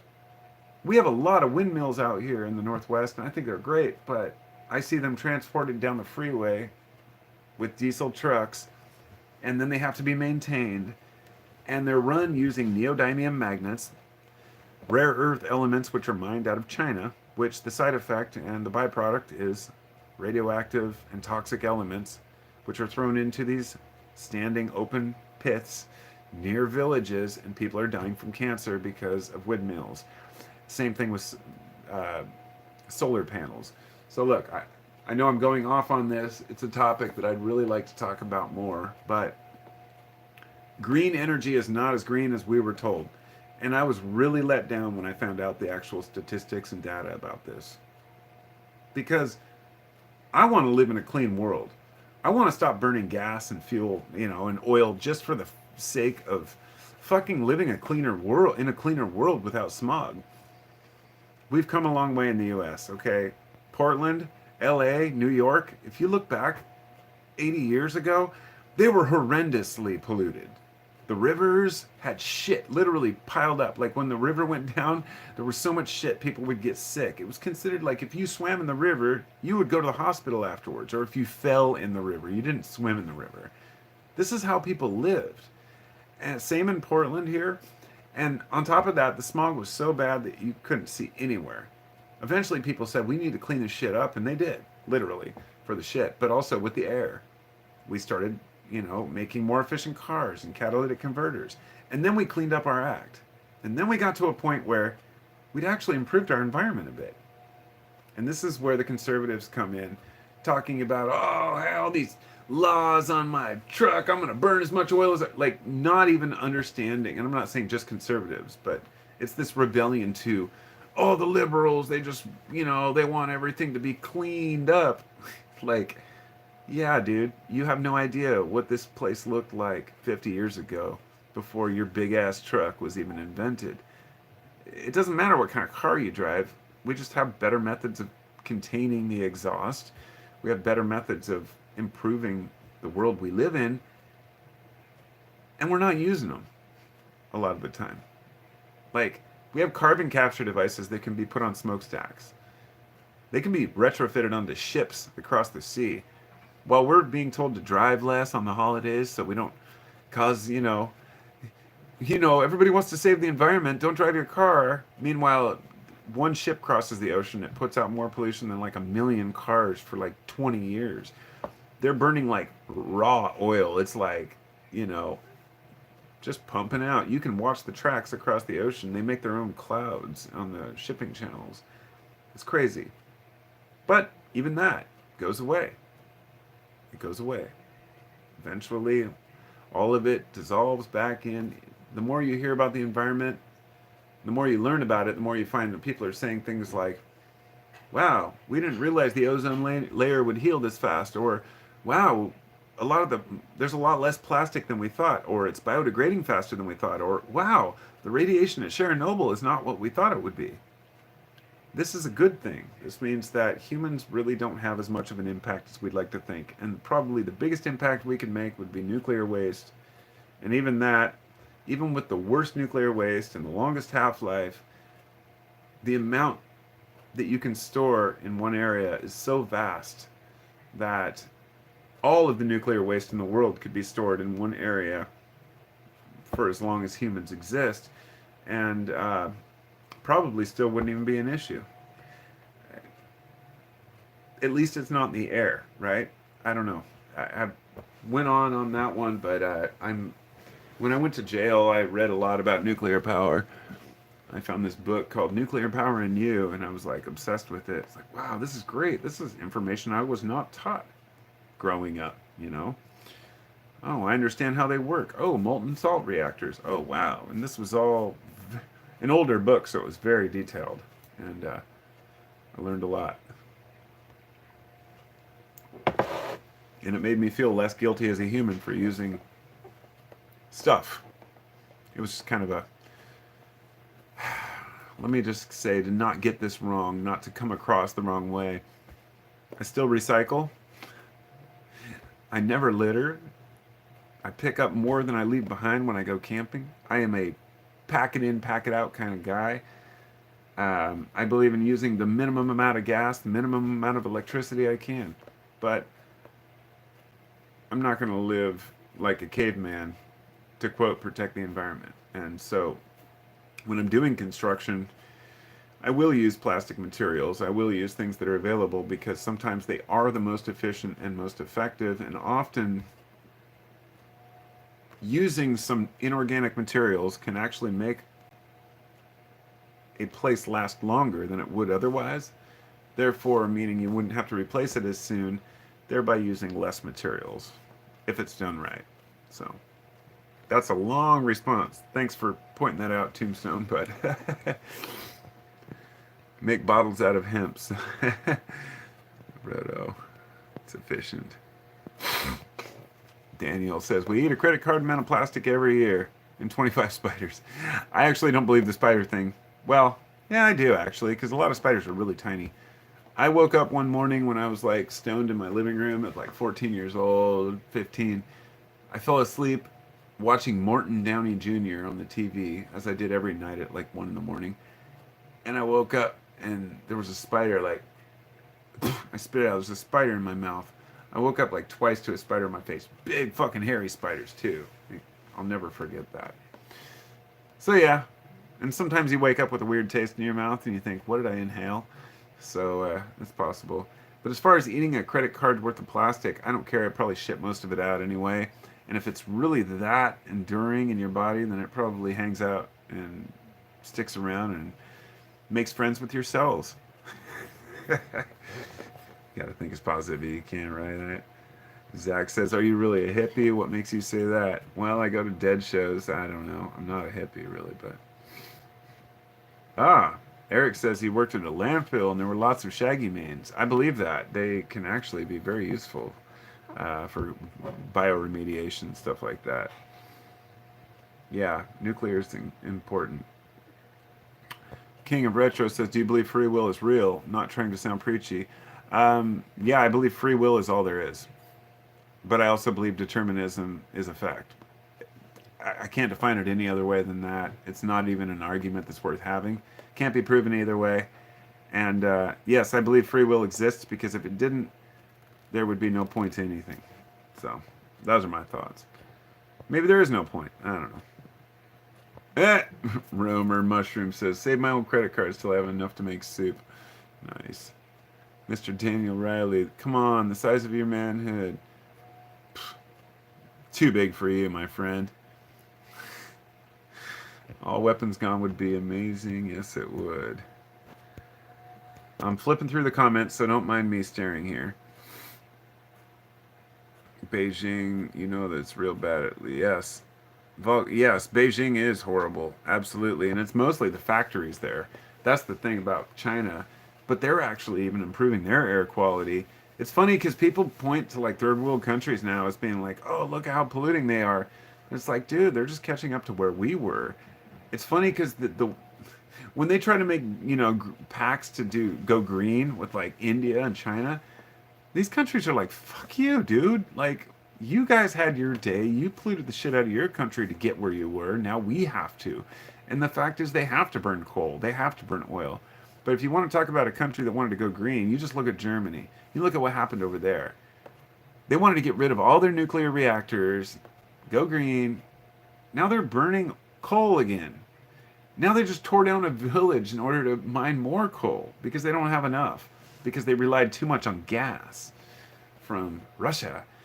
And the whole thing is, get your own fucking energy, dude. Everybody should be able to have a form of energy. Like, if I lived out in the woods, I would have such a pile of firewood, you wouldn't even believe it. Like, that's my ultimate heat source. My dream is to just cut my own fucking firewood and to keep a wood stove going. I would be more than happy to do that. And I would keep that thing fed forever. And I have a giant Fisher wood stove out here that's probably a fucking 1,000 pounds. Had to bring it on a lift truck, and I've never used it. It's just sitting in the back of the garage, and I got it for an emergency, for an apocalypse. A lot of people don't know I'm a prepper, okay? I was at least 10 years ago, to where I finally acquired all the things I wanted to prepare. Not a whole lot, just the basics, And then I left it at that, But having that stove means if the power ever goes out permanently, if tomorrow there's a major solar flare that takes out the grid, I can pop that puppy out and put a tube through the roof, and it's illegal, but it won't matter at that point. You see what I'm saying? You want to have things, even if they are illegal, or you can't put them in now, to retrofit when shit goes down, because a lot of folks think that their electricity is going to always be on. And look around, people. We have a very, very delicate system. The sun is going into solar maximum. It's going to get nasty out there. Never know. Wood chippers for at least 2 here. Okay, I'm going through the rest of these comments before I forget. The future is death, Keith. Get over it. Yeah, this is true. Elon viewed us. We need. Yeah, Elon. Poor Elon. Elon's such a fucking such a tool. That guy really is just oof. Yeah, I think Elon Musk is probably the biggest douchebag that I can imagine in the billionaire world or the wealthy, famous people world. Like, the guy is just, he's not, let's just say Elon is considered to be a genius, but he is the last person I would actually want to hang out with. I mean, he is the most awkward dude. And I think that connection with other people is what really matters. And that's what's desperate with him. He's constantly seeking approval from others. And meanwhile, totally tanked his Tesla stock by like 70% in 1 year. Bought Twitter for 3 times more than it's worth. And then totally screwed it. I like, it doesn't matter how smart you are, dude. You can fuck yourself overnight. It's funny because billionaires used to slowly acquire wealth. Now they get really rich and then they start losing it all really quick. It's just a totally different world from when I was a kid. Elon fooled us public. Yeah, yeah, Keith, you're right. Elon did fucking, he did fool people. He's a fucking dumbass. He was asked once if why not do public transit? Why not do trains? He said he doesn't like trains. He doesn't like hanging out sitting with other people. Like, he comes up with this revolutionary idea to make a tunnel through the ground where these vehicles drive down and maybe join together and drive in these long chains. Oh my God, that's called a fucking subway. A lot of people don't realize that LA actually has a subway. A subway was created, it's under Los Angeles right now, and there are still subway cars in those subways. When the automotive companies wanted to build roads through LA, the only way to do it and convince the public that they needed roads was to buy the subways, close the entrances, literally demolish them, and close them up and leave them, and say, oh, we need roads now. The only reason the U.S. has highways through its cities is because of the automotive manufacturers lobbying to make sure everybody could buy a car, even though places already had trains and trolleys. And it's pretty fucked up when you look back on it and you see what it's cost us. The biggest issue hasn't been the actual things that we make or invent. It's how we use them and how profit overrides. That's why I'm not a capitalist. That's why I don't believe in capitalism. I'm not into money. Money is not the answer. You know, it doesn't bring happiness. It's doing the right thing, at least in my opinion. God, it fucking pisses me off too, because these people are fucking selfish bastards. Lilith Lair. Hey, there's a new face. Thoughts on interplanetary viruses, frozen ice now that can be released upon us as ice melts, bound to happen? Yes. In fact, in the tundra, in the permafrost up north, that shit's melting quick and a lot of methane's being released. And also, that's all organic material. That's why it stinks so bad. And in that organic material are ancient viruses that they found. And they've found, like, the largest, what was it? The largest bacteria ever found, I think. I think it was bacteria. Maybe it was the largest virus, but it was monstrous, and they only found it in this ice, you know, recently. And yeah, that shit's been here for a long time. I'm guessing a real virus is going to hit one day, and it's going to put people in their place. Drill, baby, drill. Yeah, you can drill, and then you'll end up with what we got in the Gulf. Killed off all the fishermen's work. The old drill, baby, drill thing was like right around the time when BP drilled into the Gulf and there was an oil leak that killed off all of the fucking fishermen's freaking catch for shrimp, and like, hundreds of fucking fishermen went broke so a corporation can make their money. And did the Americans see any of that? Of course not. No, all the money goes to someone else. Mm. Bibles from hemp? That's an interesting one. Josh, you ever run across the Welcome Home group hippies that meet up in the forest? No, I have not. Never heard of them. Preparedness. Yes, Eric, you're correct. Having anything prepared. Some 5-gallon buckets of food, some ammunition, maybe a firearm. I don't talk about those things because I keep that shit to myself because I'm not a dumbass. I don't brag about what I have or don't have, but let's just say having the ability to protect yourself and feed yourself are the two most important things.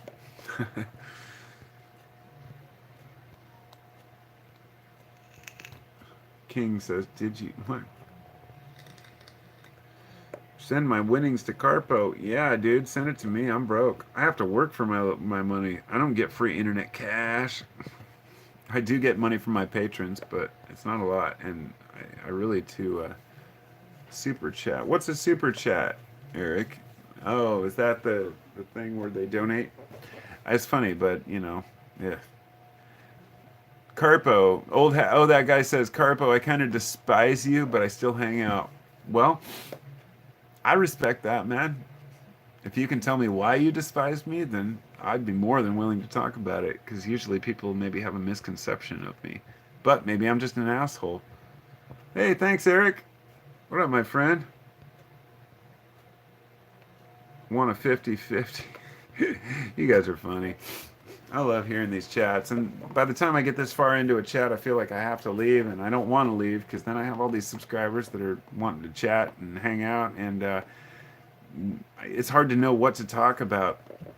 I thought about this yesterday when I was talking about, I don't know, I feel like an asshole sometimes when I made that video, and I was like, I'm an asshole, but that's okay. But I'm not an asshole. But it was based on this, I guess the initial claim that I made that in society right now we have all these people pretending that they're oppressed.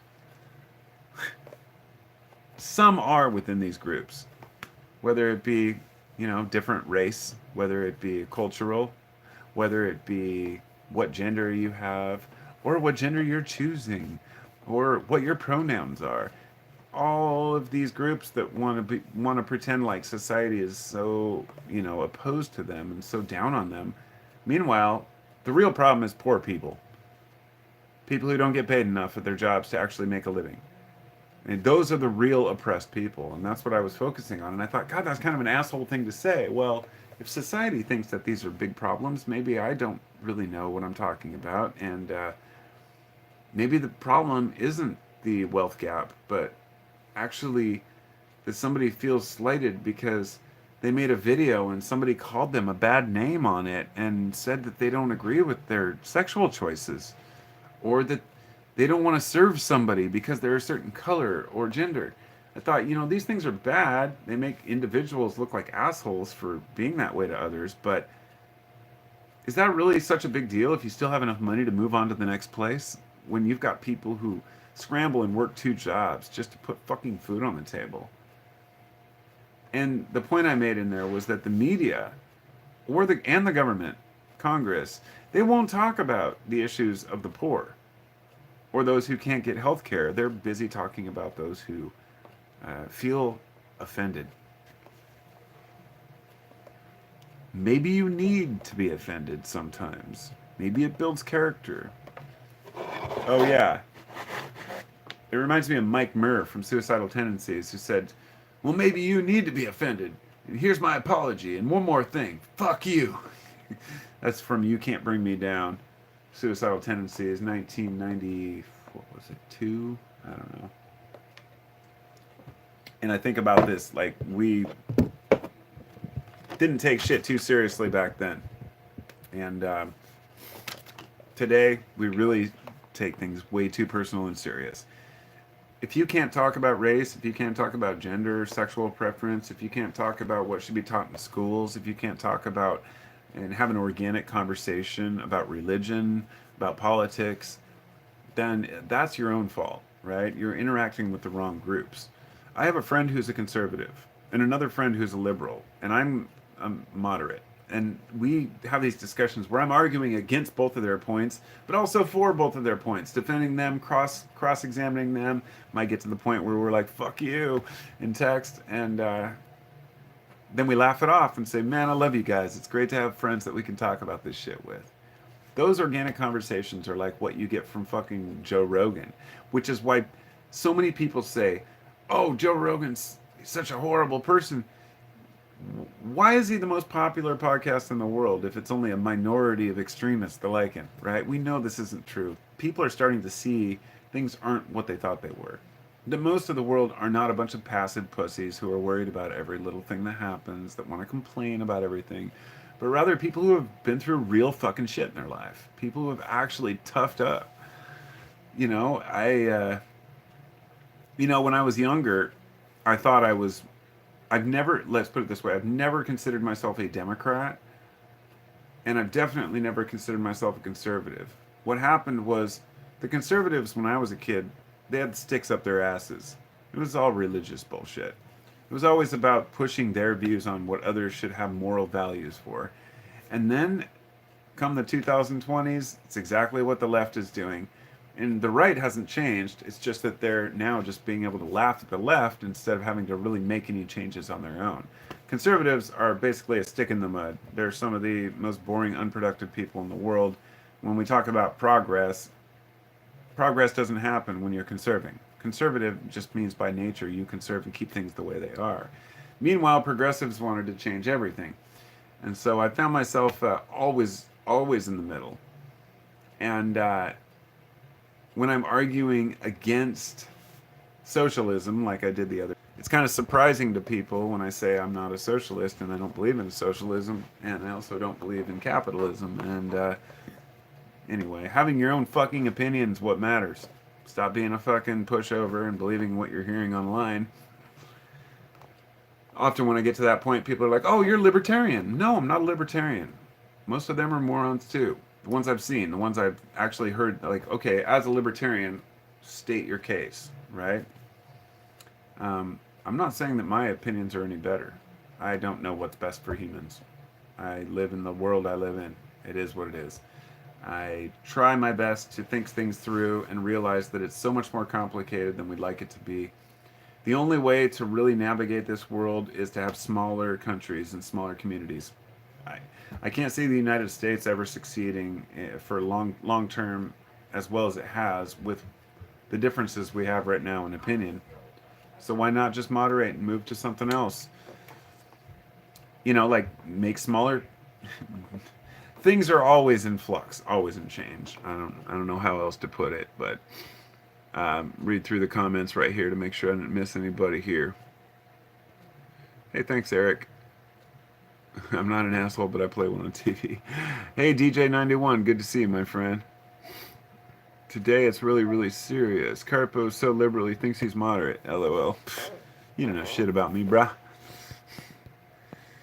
King of Retro says, I used to watch a lot of alpha male content on YouTube, but now I hate it. I don't hate women. That's good. I'm glad you got away from that shit, because a lot of these guys, they want to blame all of their man problems on women by trying to control women.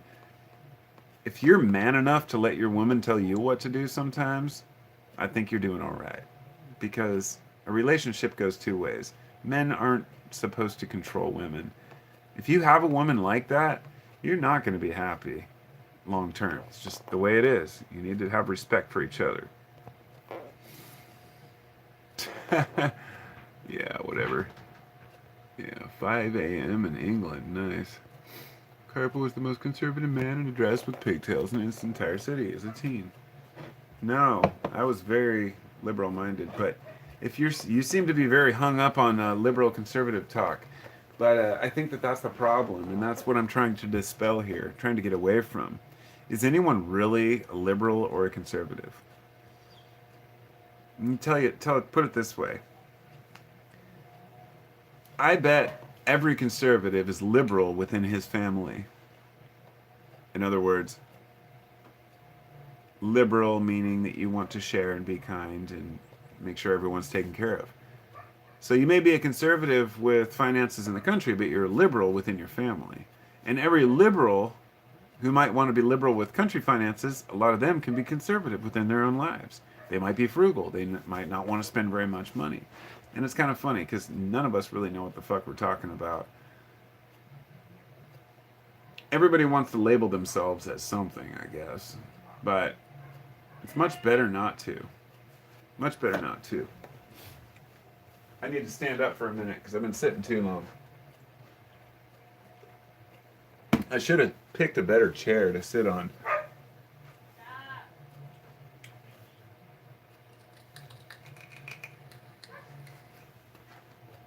Oh boy.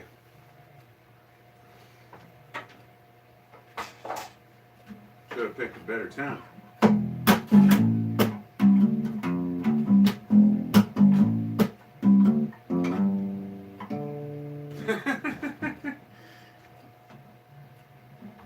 I've got a lot of guitars over here. And I gotta make some more music.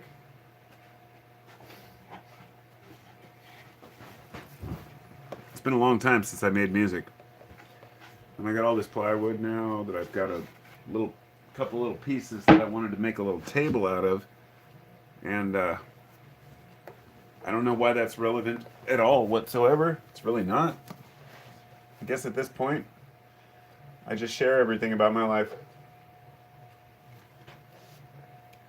But there are things that I don't.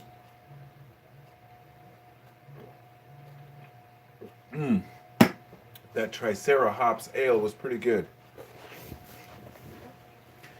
Lately, I've been collecting, over the last few years, these conchs. That's what they're called. They're basically mushrooms that grow on trees. I'm sure you've seen them before. So here would be the tree. Cut them off flat, and then I will mount them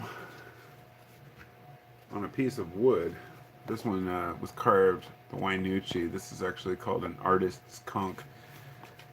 So when you first get it, you can like touch it and it turns brown. So you carve the picture you want, wait for it to dry out, and it stays there forever. And they're pretty cool. I got a whole bunch of them. And point being that I have intentions to make all these artistic things, and then I kind of fall behind on it, and then I start beating myself up about it. It's just kind of that circle of life, right? Anyway, I see it's been almost 2 hours now. This has been a long live cast, and I'm probably going to have to go eventually. Let's see, what time did I start? 7? So I guess it's 9 o'clock. It is Thursday, and I have Fridays off. That's why I thought Thursday would be a good day for these. And for anybody who missed the beginning, I was talking about how I want to do more live casts at specific times where people know, but it doesn't matter. People always join up eventually and find it. I guess if I'm on long enough, people will find it. But I just want to say I appreciate you all. Cheers to you guys. I mean, and gals.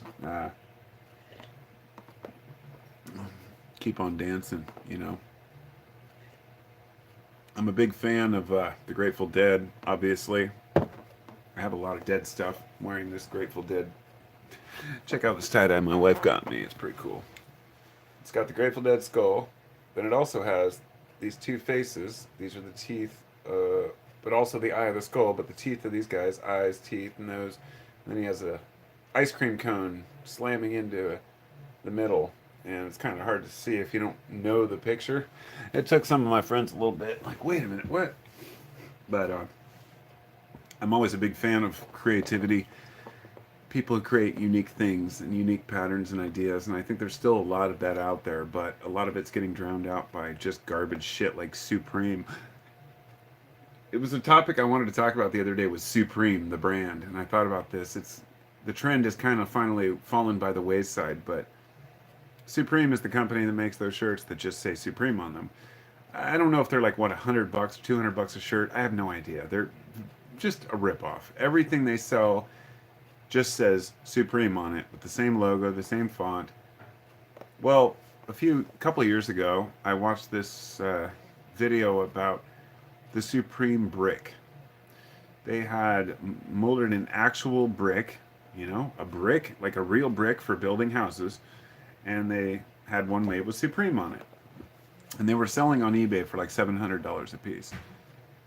And so I was going to make this joke video called I built my entire house out of Supreme bricks. I just thought it would be so funny.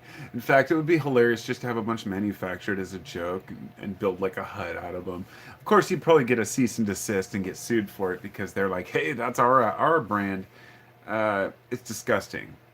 Capitalism in that way, when you're selling a brand name, when the product doesn't even hold up to, the value is it's kind of where we're at right now. And I've always had this thing against trends and brand names, and I get a lot of flack for it from people who are like, hey, let people have nice things. We like our Gucci bags and our Prada shoes. I was like, fuck your Gucci bag and fuck your Prada shoes. Like, these people don't even have good business practices. These people don't give a shit about who's making their stuff. They're horrible companies, and they overmarket and overprice everything. And so I'm glad that there's knockoffs. I'm glad that there are people who are doing counterfeits from all these. In fact, to me, counterfeit sneakers are wonderful. Like, I think it's great. There, I've seen commercials now for Amazon where they show these people inspecting sneakers and bags and saying, oh, we have a group who inspects each thing to make sure it's authentic. Bull fucking shit, Amazon. You do not. You don't give a shit. Amazon, I haven't ordered from them in like forever. As soon as they started accepting third party sellers and letting people send their own shit, nobody inspects anything. Somebody can send you something totally bunk, and then you have to go back and send it back. Like that novelty of being able to order from Amazon wore off pretty damn quickly, I've got to say. I prefer to shop local and not support these huge chain companies, but Amazon's the worst. Anyway, that's another topic altogether. I'm not a big corporate guy. Opalite says, oh, that guy can't stop thinking about your braids and skirt. Is that true, oh, that guy? Do you like that idea of me wearing a skirt? I'll put one on for you. I mean, I'm not shy about that. If you want to see me in a skirt, then I could do that, bro. Mm-mm-mm. Nice jams, bro. You going to any festivals this year, says DJ91. No festivals that I know of, but we are going to see the Dead and Company this summer, which they're doing their quote final tour again. They're playing out in the Gorge and down in San Fran, and I guess we're going to go to both of them. I got a school bus, as many of you know, so we're just going to probably take the bus out to the Gorge, come back, and then probably drive down in a car or fly down to San Fran, because I do not want to take my bus to Cali. Even though it's pretty flat the whole way, it's not that bad. Yeah, I don't know. It's hard to say. But, yeah, that's all I know of at this moment. I'd really like to go to a few different events, but it's hard to plan. We've got kids and, finding the right time, and mostly it's the money. A lot of the festivals charge way too much these days. It's just fucking rip off. Freestyler, good to see you, my friend. Andre. He says that sweatshirt's badass. Thanks. Jesse says, any Scoey bucket hats coming to the website? What? See, Jesse's asking about specific Scoey bucket hats. Dude, my buddy Scott makes these amazing hats. I want to show you a couple of them because I want to sponsor this guy. He's a fucking great hat maker, dude. Give me 1 second.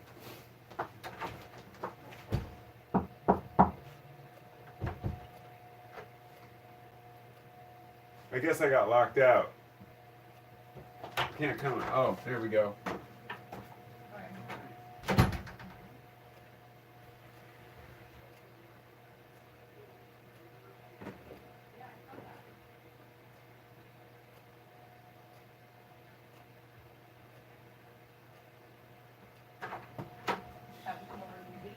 Yeah, exactly. And what I should do is a live cast with Scoey. But Scoey is my friend Scott. He makes these. He started off making these bucket hats, right? Pretty cool. They got the dead shit on the inside. Grateful Dead skulls, right? And this is actually a kid size hat. Then he got a little better at it. He started doing these ones with like embroidered stuff. This is what we call the wizard hat because it's got all this suns and stuff on the inside. My son was wearing this one to school for a while. It's pretty dope. But this is, I haven't even seen his latest, but this was like his third phase where he got really good. These are super thick corduroy. It's got a really stiff brim on it. Each one has, most of them have a pocket on the inside, like a hidden pocket. So you got your stash pocket in here. And this is the name of his company, Rag Hats. And I always try to promote him whenever I can because he's a good guy. He wanted to do something. He didn't know what he wanted to do. And he's like, I just want to make hats. You know, it'd be kind of cool, something unique. Because they make Rainbow Rags is a company that we bought through since we were young that makes like hoodies and stuff like that and like these patchwork pants. So we wanted to do rag hats. So anyway, being a hippie and all, see, I have this vest that's got all my like concert pins, but I always put his patch on there. And this cool patch he gave me. And I want to say this is actually a patch that one of his subscribers gave me. I don't remember who it was, but thank you. It's a really cool Bigfoot patch. And there was another one somewhere. Anyway, yeah, this is my this is where I had to put all my pins. I got a whole bunch. So, Scoey needs to get his website going so he can start selling those hats. And he's like me. Look, I have about 40 necklaces and about 50 bracelets, cuff bracelets, bangles that are all resin. Like, I mean, I'm not kidding. I have so fucking many up here. This right here alone is like just one of my bins full of bracelets. Check this out. I've got so many. I've got ones with like resin like leaves inside them. This one has weed in it. Actually cannabis like chunks, which is something I was really into. Ones with feathers. Whole bunch of different designs. And mosses that I collect in the woods. This one has a bunch of cannabis plus seeds in it. And I've actually been wanting to sell these for so long, and I don't feel confident enough selling them because I was like, well, they might not fit the person, or I need to measure them out properly, or in other words, being super critical of my own work. And the necklaces I have, I mean, you've probably seen me wearing them with the mushrooms, like this one right here I'm wearing right now. It's just a mushroom, and I also have these ones that are like fungus that's cut out. That's what I got these for. Cut out slices of fungus and put them in there in resin. Getting off track. The point is that I don't have the confidence to believe in myself to sell the things for the price I should, and I want to make sure that it never breaks. I mean, I wear my own jewelry, it never breaks, and I'm rough with my shit. I use the strongest string. And then at some point I started using Kevlar thread. And I was like, well, that's bad. What if somebody gets their necklace caught on a machine or something? It'll rip their fucking head off. You just can't win. You have to find a happy medium and just be confident in what you sell and say, this is what it is. It might break in time. And when I see so many shitty products out there, it's like when I see my buddy Scott's hats, I was like, fuck, dude, this guy, like, you know, he gives a shit, you know? He barters.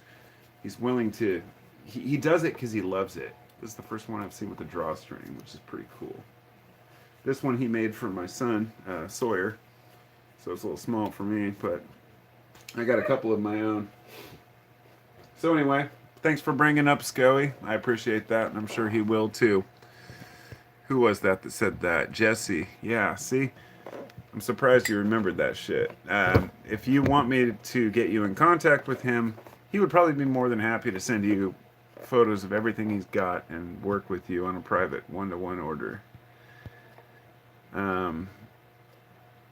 Waves to feds in the chat. All right, flipping through the comments again here. Logic says, get the skirt. Eric says, taking Patience to the gorge. Yes, yes, yes.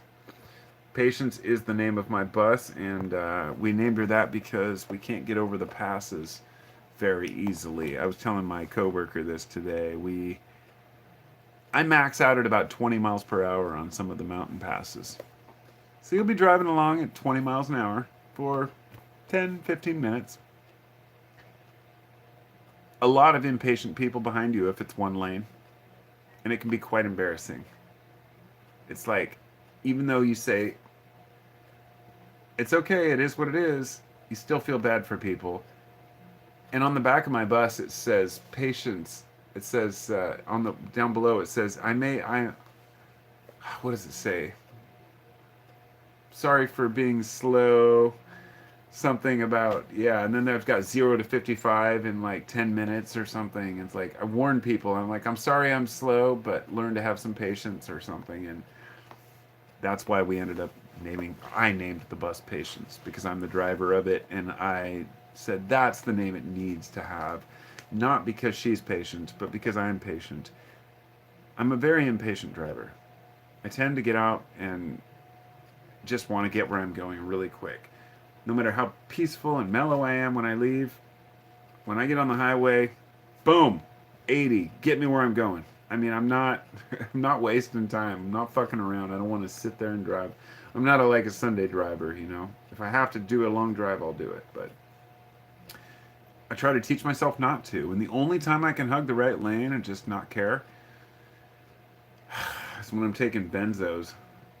When I've taken some kind of a like Valium or something the day before and I'm feeling relaxed, and therefore I became quite fond of them to relax me. And then I realized something. Being relaxed, being calm, comes with side effects. It also means you're not motivated. And I guess that's why being intense for me is a superpower. It's what gets me going. It's what keeps me doing what I do. So, anyway. Zachary says, is this still live? Yes, it is still live. Yes, Zachary. How else would it be? Never use Minwax transparent color stain. Okay. What does we say? Andre says, does Sco have a link? No, he doesn't. My buddy Sco, he does not. It's called Rag Hats with a Z. But if anyone wants to email me at any time, I'll be honest. A lot of people have a very full email box and they don't get back. That's how my old one was. So Verizon came to my door and they convinced me to sign up for like their internet. 3 years for $35 a month. I know it's probably stupid. It's all done through a tower. I don't want to get into that. But the point is, it's way cheaper than what I'm paying to Comcast, which means I have to give up my Comcast email, which is fine because that's the one that's flooded with garbage and spam. But if anybody wants to email me on my Gmail, I get every Gmail message. If you have something important to ask or say, or you want to connect with somebody, you can email me, carpo420 gmail.com, all that stuff. I usually try to respond to people as soon as I can.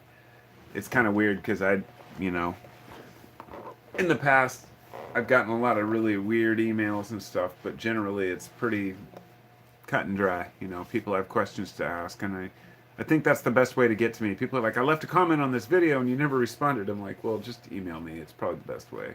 I'm still a small channel, you know. So anyway, back to comments here. I want to finish this up before I go. Adam says, do you think the world would be a better place without any kind of organized religion? No. Oh man, can't believe I just said that. I think you asked one of the most important questions of the night right there. At least to me. That's all subjective, but do I think the world would be better without organized religion? I think that actually that's very difficult to assess because the word organized is subjective as well, right? What does organized mean? Do I think it'd be better without hierarchies in religion? Yes.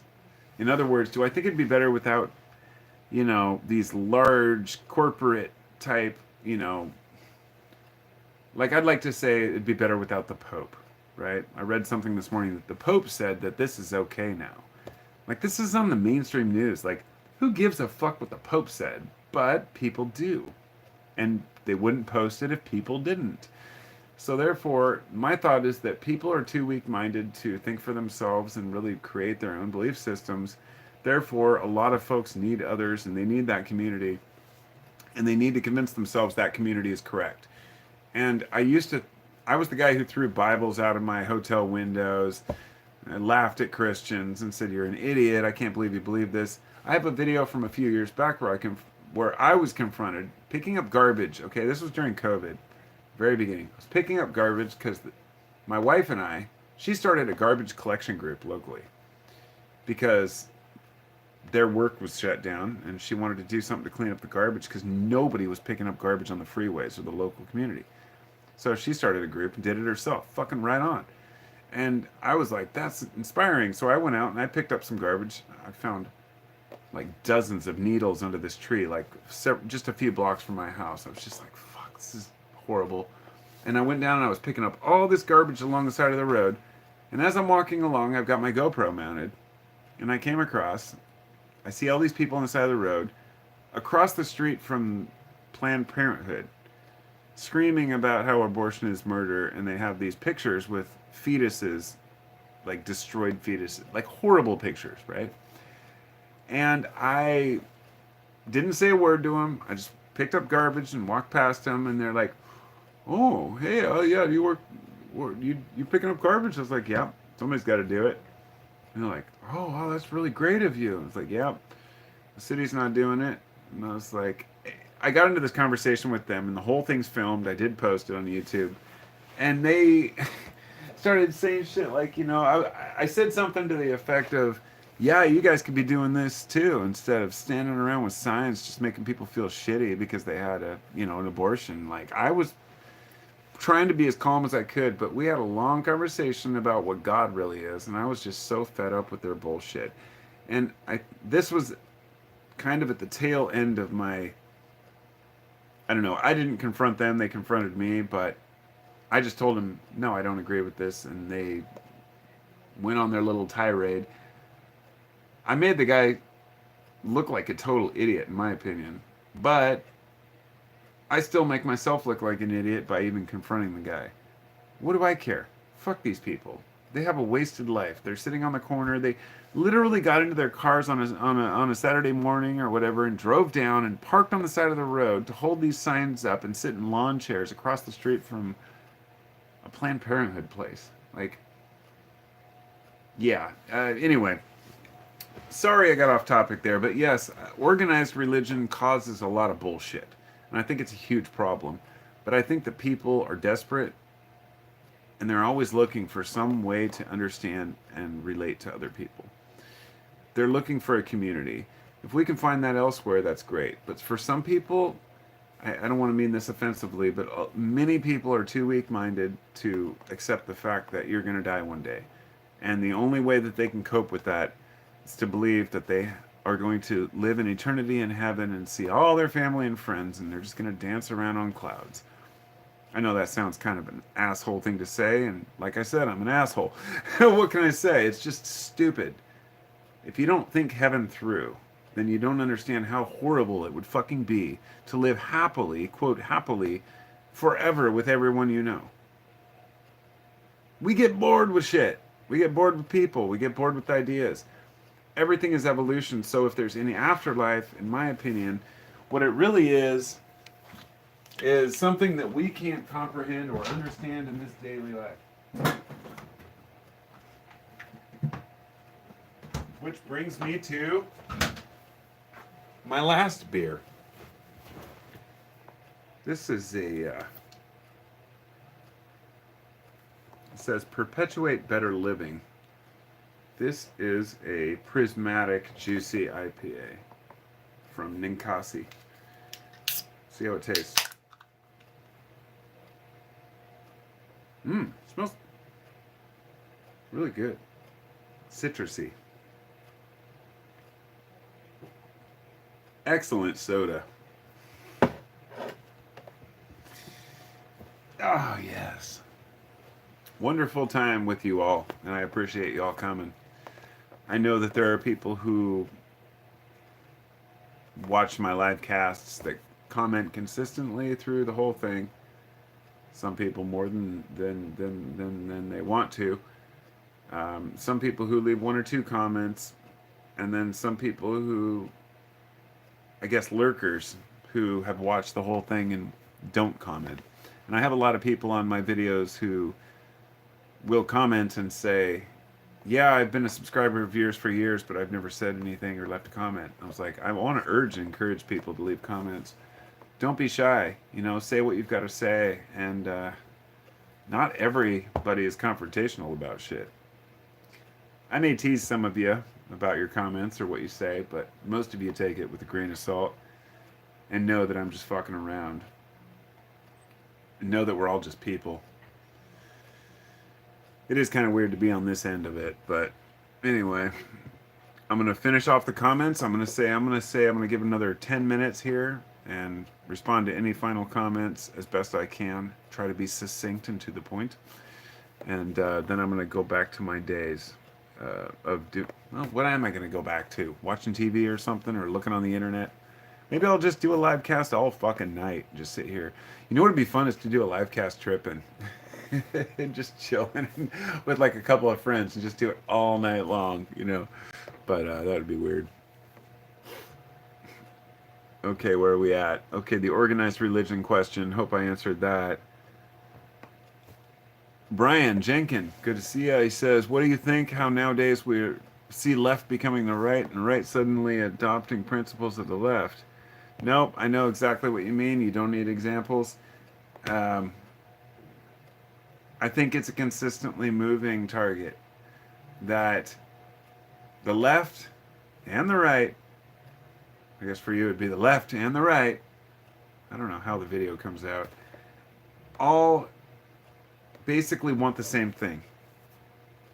Freedom, happiness, contentedness, to have the government take care of their own shit so we can take care of our own shit. Fair wages, healthcare, all these things that everyone wants.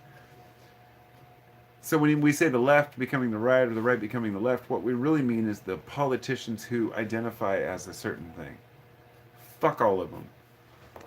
Talk to the people and see what the people want. In fact, meet a human being, ask them what their opinions are on several different topics, fiscal and otherwise, and then ask what, political party they are. You might find out that they're the exact opposite, but agree with you 100%. Thing is, we're too predisposed to judge over what another person might affiliate with, not understanding the underlying implications of what that means.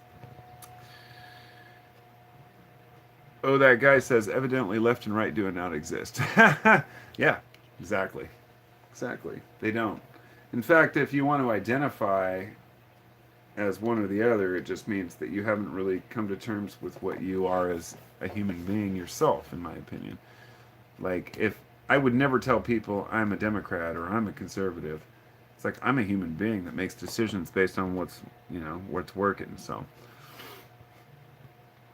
Romer Mushroom says some people need the guidance of religion where others go it alone down the path of spirituality. It's true, and that's, sorry, I got way off topic on my response to that, but yes, that's succinctly put. Some people need that guidance. Some people need others to help them in their journey. And if that brings them happiness without harming others, that's fine. But the minute people assume that they have the only religion and they start banishing others and treating others like shit, the minute that a person's a Jehovah's Witness and they banish their family member because they don't agree with them, that's when it's a problem. Believe whatever you want to believe that makes you comfortable, but if you have to push others out for believing different things, then you're losing. You have a failed belief system, in my opinion. So... Adam says, been watching you for 7 years. Your answer honestly surprises me. Why is that? I mean, I guess I used to believe that religion was a bad thing, but now I understand that some people without it fall apart. That's all it is, I guess. I appreciate all of you for. Dun, dun, dun, dun. Adam says, I respect your perspective. It blows my mind how many people allow folklore and fairy tales to dictate their lives because of their fear and lack of understanding of the afterlife. Well, I totally agree on that. But do any of us understand an afterlife? That's the question. Like, my thing has always been, if you're going to make up a story about reality, make it a good one, right? And I don't think anybody can really cope very well if they believe that they're just born and then they die and have no purpose. So we create a story to help us understand. It's something that goes back through history, and now that I see how important that is to other people, I think it's a great thing for some. I personally don't believe there's a story. I don't believe that our humans are as valuable as we think we are. We create this illusion of how important we are in this society that we think that we're like, it's all about our evolution. This is why I don't believe in reincarnation. Like, why do humans think they're so valuable that they get to reincarnate? What about bees? What about dogs? And if so, do you remember your past life? Does it even matter? I know people, like my boss believes in it. Like everybody I know believes in something that I don't, and that's okay. Because it's whatever helps us cope. For me, if I die tomorrow and there's nothing, I'm okay with that. Because I have to be. And that's the conclusion I've come to. It does not matter. I'm not hanging on to my life. I'm not going to be obsessed about death. Because I've seen how many people suffer because of it. And I'm not going to try to make up a story about what happens after I die. So, I hope that answers your question.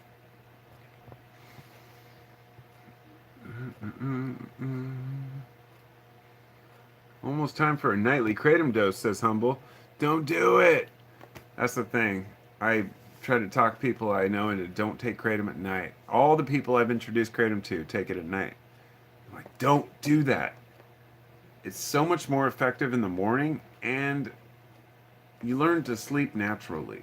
I know, now I'm just being preachy. That's just my experience, though. Playing music in your schoolie with family and friends. Live stream. I don't remember that. That's pretty rare that I can do a live stream in my bus, though. Live trip cast. Humble says it never ruins my sleep. No, kratom does not ruin your sleep. What it does is it makes your sleep better, and therefore makes you more dependent on having kratom to sleep. That's the point I was making.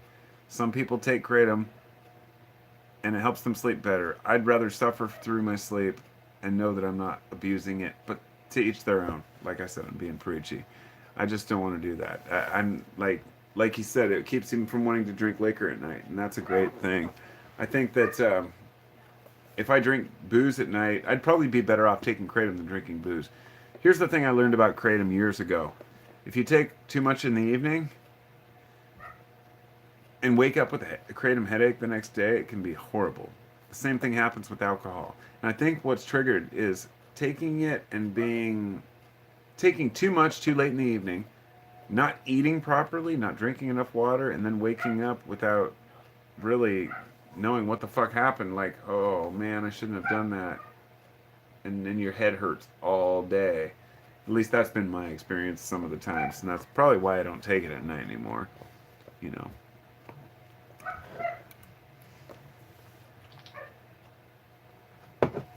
Logic. Duke. I don't need to be me forever. Whatever happens is what does, and it's all good and natural. That's pretty much my synopsis of the whole thing. I don't believe that we disappear, but do I not believe that we appeared?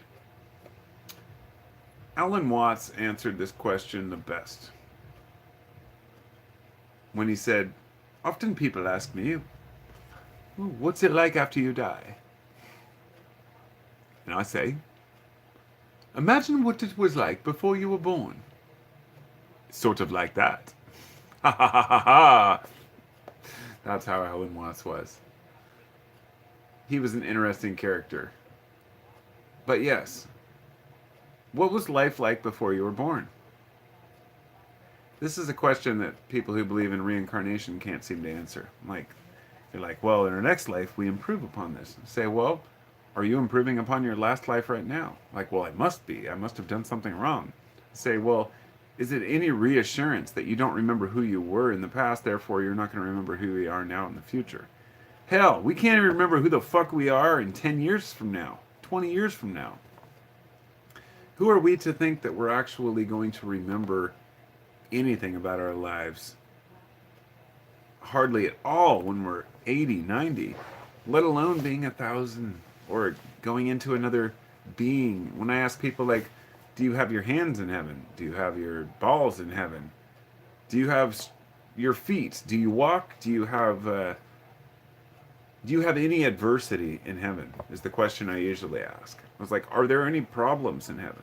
And they say, no, no. I say, well, how do you know when times are good? Probably the biggest question for me, understanding balance, is that if there is a heaven and it's going to be anything of value, hiccup, it sure as hell better be full of problems and challenges and hurdles to overcome. Because if not, you're just going to sit around on a cloud.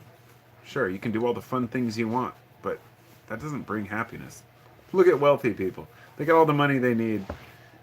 They're constantly complaining about not enough attention or not enough this or that. So nobody's ever happy. I think being human and realizing you're never going to be totally happy is pretty much as good as it gets. Perspectives, I suppose, right? Oh, that guy says, if Jesus actually is the way, the truth, and the life, what will you say to him when you meet him? Well, if Jesus really... That's a great question. It's probably your best comment of the night. What would I meet if I met Jesus? And I actually talked to the Mormons about this the other day. I said, well, isn't it true that after you die, there's like a waiting room kind of thing, and you can talk to Jesus and accept him then? And they're like, oh, yeah. It's like, well, then I'll just wait till I'm dead. Make a decision then. They're like, well, why wait until then? I'm like, because I'm not losing anything now. I'm happy in life. They're like, why don't you want to be happy now? I'm like, I am happy. Just because Mormons aren't happy, right? I feel like a lot of people, if I were to meet Jesus, and let's say, how was the question worded again? If Jesus is the way and the truth and the life, what would you say when you meet him? I would say, if you are the way and you are the life, then where the fuck were you when my kids were sick or my neighbor's kids were dying? I'd be like, you get your shit together or I don't want to come hang out with you. That's what I would say. I'd be like, straight up honest. And if Jesus was so arrogant as to not understand that, then I'd say, fuck you, I'll go live in hell. Because honestly, most people probably live in hell if that's the case. That's how I'd feel anyway. That's how I think I'd feel. I guess it depends. Maybe I'd be like, no, please, bro, no, dude, don't send me to hell. Yeah, don't buy it, but Brian says every creature has their own headset. Yeah, that's I read the rest of it too. It is kind of like that, but all of that's created by our visual cortex, our hearing, and the way we process the world and how we attribute ideas to it. So, found you a few months ago. Found a video years back, but found you again. Thanks, Humble. Good to see you. Eric says, how am I supposed to know if the kratom's even worth buying from a local store? Oh, you can't. You don't know until you feel it. He said he took 2 and it felt like my body temperature increased. I don't know. I would get kratom from a reputable vendor because I don't know what's in the shit in the store. I really don't. Some of it's pretty good. Crikey.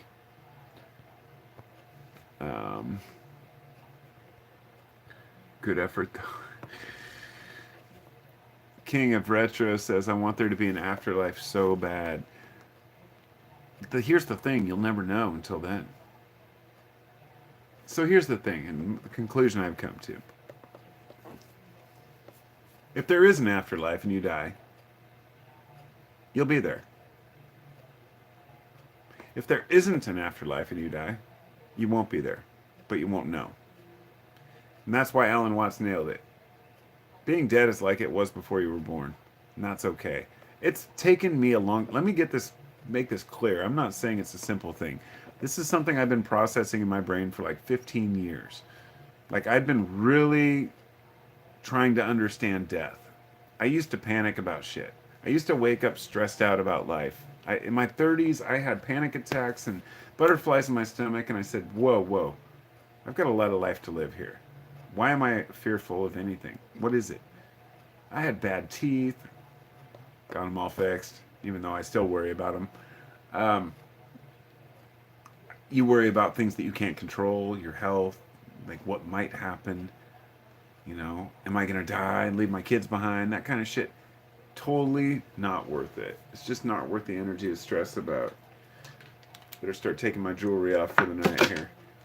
Oh, yeah. It's just not worth stressing about things that are out of your control, and that's why on my videos I've probably talked a dozen times about circle of control, circle of influence. Things you can control, deal with it. Or your circle of influence versus circle of concern. The things in your concern list, politics, bullshit, you can't deal with. Just ignore it. Deal with the things you can deal with in your own environment and fuck the rest. That's the only way, the only solution. That's how I feel anyway. He barely speaks American English. Who? Who? Jesus? Oh yeah, Jesus can't speak English for shit, dude. Oh, that guy knows that Jesus is actually a fucking Muslim. He always was. No, he's Jewish. All Christians should be Jewish. You should just know it. Jesse says, "How do you explain paranormal activity?" I don't, because I've never seen it. Most of what I've seen turns out to be hokey bullshit. I don't believe in ghosts. I think that a lot of it's nonsense, and I'm not saying that I believe it's all nonsense 100%. When I see it, if I come across it, I think that there's a lot of delusions out there. But let me put it this way.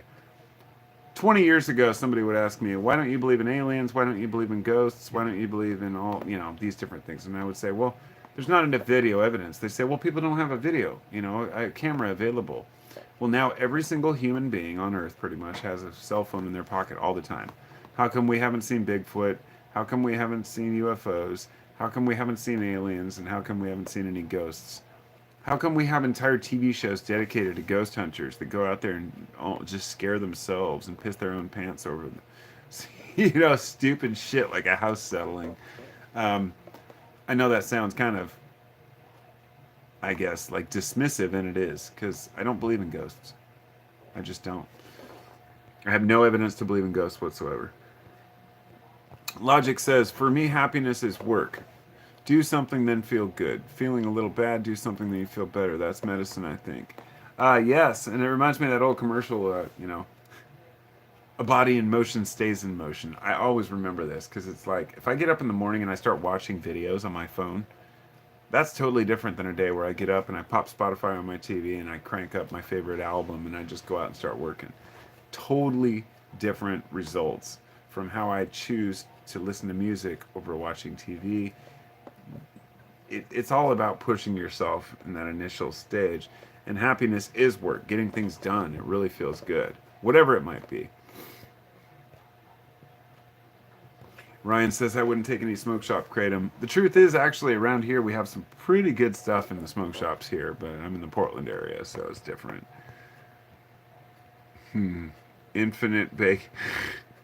Oh yeah, death is like before you were born. I heard someone say that once. Life is the filling sandwich between two slices of infinite oblivion. I like that. King says, I'm 5'11 and 3/4, and I'm insecure about my height. Is that dumb? Yes, it is.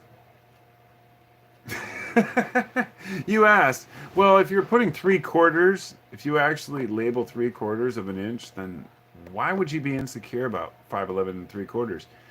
You're almost fucking 6 feet tall. I mean, I'm 6'2.5", and I don't know how you could be insecure about your height. What do you think, you're too tall? That's weird. I don't know. Chris says, have you ever seen any entities like spirits while tripping? I've seen a lot of weird shit while tripping, but I can't confirm that any of it was anything other than my own brain. So, Casper. You're welcome, Eric. Chris, thanks. How would you describe the... Okay, Mike O'Dern. How would you describe the kids growing up on games like GTA, which are now glorified auto-destructive behavior, spreading their business covers through poor musical background?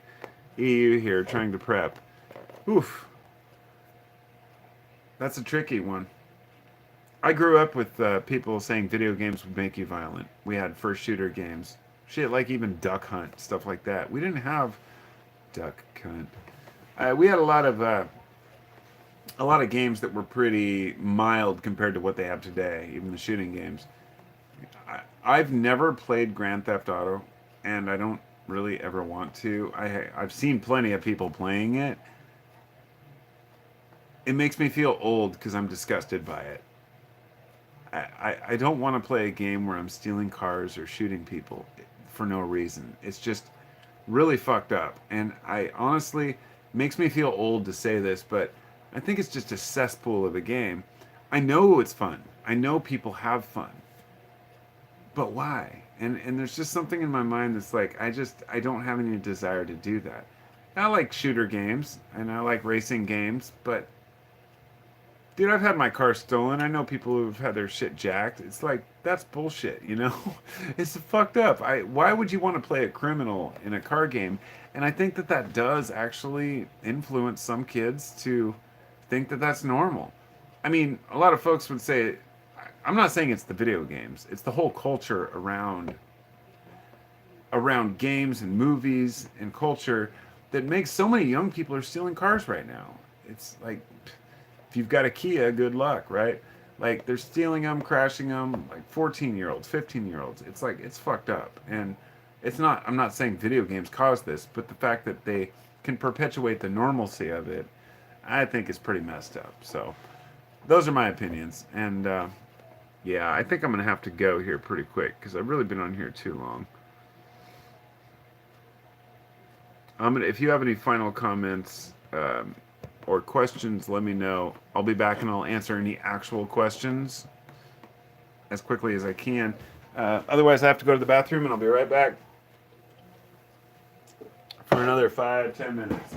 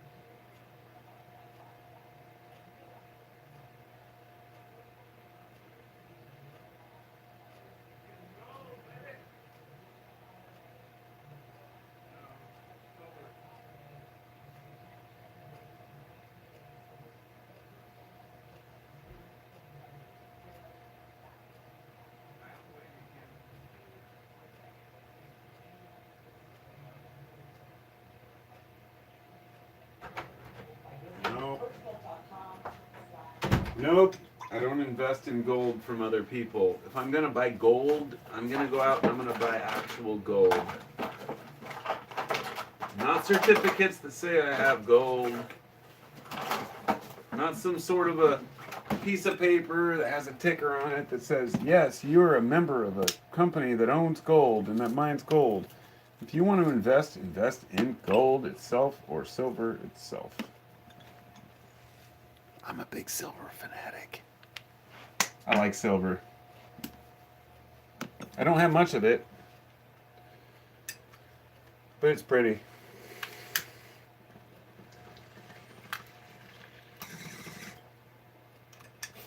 Well, thanks for coming along, guys and gals and friends.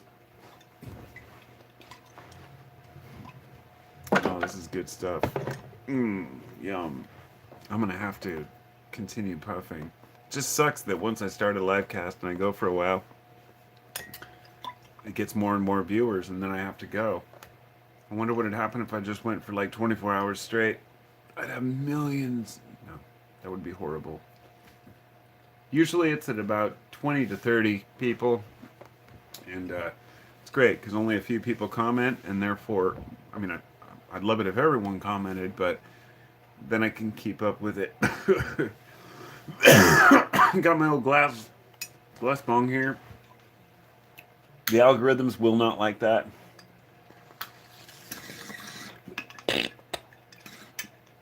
Which means, as usual, in the morning I'll get a notice from YouTube that'll say, "Oh, your video has been, marked for adults only," and yada yada yada, the whole story. Which is fine. I would expect that. I don't want kids watching this shit. Then again, some kids might benefit from watching somebody just talk about random stuff. In fact, an actual live cast from a guy who sits for 3 hours and talks to people without editing, without censoring, and has respectable people. Like, I feel like this is what I want out of the internet. These conversations with you guys. It sounds cheesy, but you know where I'm coming from. I've always kind of dreamed people like that my channel, that I could just talk and people would listen and then have conversations with themselves as well. And that's exactly what happens now. It's like, it's not just a few people randomly asking me questions, but rather talking with each other. And, but not to the point where it's just drowned out. You can hear each other. I think that's a lot of what we've lost. Somebody asked a question earlier about men. Growing up, basically was insinuating we don't have the rites of passage we once had. And look, I don't know how many of you are female out there, but I know you have the same things. You know, you get older, you start asking, who do I want to be? It doesn't matter if you're a man or a woman. It just matters that you get older. But for men, it's very unique because men, at some point in their lives, go from being a teenage boy to being expected to be a man, okay? Women can bear children regardless, okay, of their attitude or responsibility. And this isn't to be demeaning, this isn't to compare. It's hard to word these things. I use word, things happen, don't always connect, yada yada. People, mostly all human beings, get to their adulthood and have to rethink who they are. Have to process, do I want to be this kind of person or that kind of person? And it's not even really a choice at that point. It's like, I'm a nerd, or I'm a gamer, or I'm a... There's so many different labels people put on themselves right now. Even down to, like, to hate to say it, even down to, like, saying, well, I'm just non-binary because I don't want to think about it. Like, so many people are using these gender labels now as a way to kind of escape any type of making a decision, even about who they are. I'm not saying all people are that way, but if you can't see that, then, I don't know what to say. It's become a trend on TikTok. Mental health issues. Everyone thinks they have Tourette's. Everyone thinks that they've got ADD. Oh, and it bothers me because I actually have mild Tourette's. Like, I twitch my head sometimes, grind my teeth constantly. At work today, my teeth got fucked up. My crown was starting to, like, come loose. It was because I was grinding my teeth and clacking my teeth, and I have these weird nervous habits. And then I see these fucking kids who just pretend like they're ticking so they can like get views on TikTok. TikTok. It's just weird. And it bothers me because these people pretend to actually have illnesses they don't, and then end up manifesting these illnesses with psychosomatic illness. Basically, if you believe you have something, you probably are going to manifest it. And we're creating a whole generation of a bunch of weenies who think that they have all these fucked up diseases. Meanwhile, newsflash, everybody's fucked up in some way. But I forgot where I was going with that, other than to say everybody plays a victim today, and life's hard. Really is. So, Gran Turismo. All right, Humble says thanks. Yeah, my pleasure. Yeah, I appreciate you all too. DJ says thoughts on Delta 8.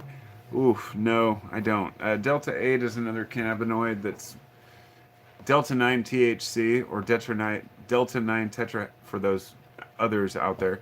Delta 9 tetrahydrocannabinol is THC, the part that gets you high of cannabis, or one of the components that gets you high. Delta 8 is just a different compound within it, and some states have that as a legal gray area. Therefore, Delta 8 became popular because people claimed you could get high from it, just like THC. And it's been sold all over the place. I don't know enough about it. From what I've heard, people say they get high, but it's a different buzz, maybe not as long lived. I haven't tried it myself, haven't had any interest. It's kind of like other analogs of LSD. There's so many out. I've tried LSA and ALAD, AL-LAD, 2CB, which is totally different, but several different other analogs and compounds that are similar to LSD. But I always stick with LSD because it's an old friend and it's consistent, and I don't want to experiment. I don't do it often enough to experiment. So that's the way I feel about Delta 8. Like, I smoke weed, I'm just going to stick with weed. I don't have any need to try it, but I am curious to try it sometime. Considering I smoke all the time, I might not even notice. But I think, in a nutshell, it has great potential for places where people can't have cannabis. Otherwise, I'd stick to pure herb. I'm also not a hash guy.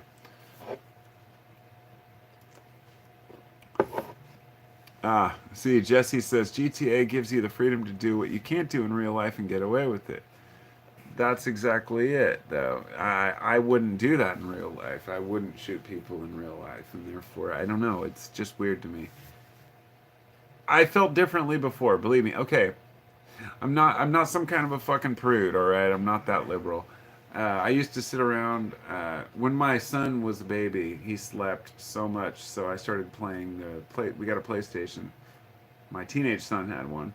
And when he was gone at school, I would play Red Dead Redemption, the original one. And this was like right when it came out.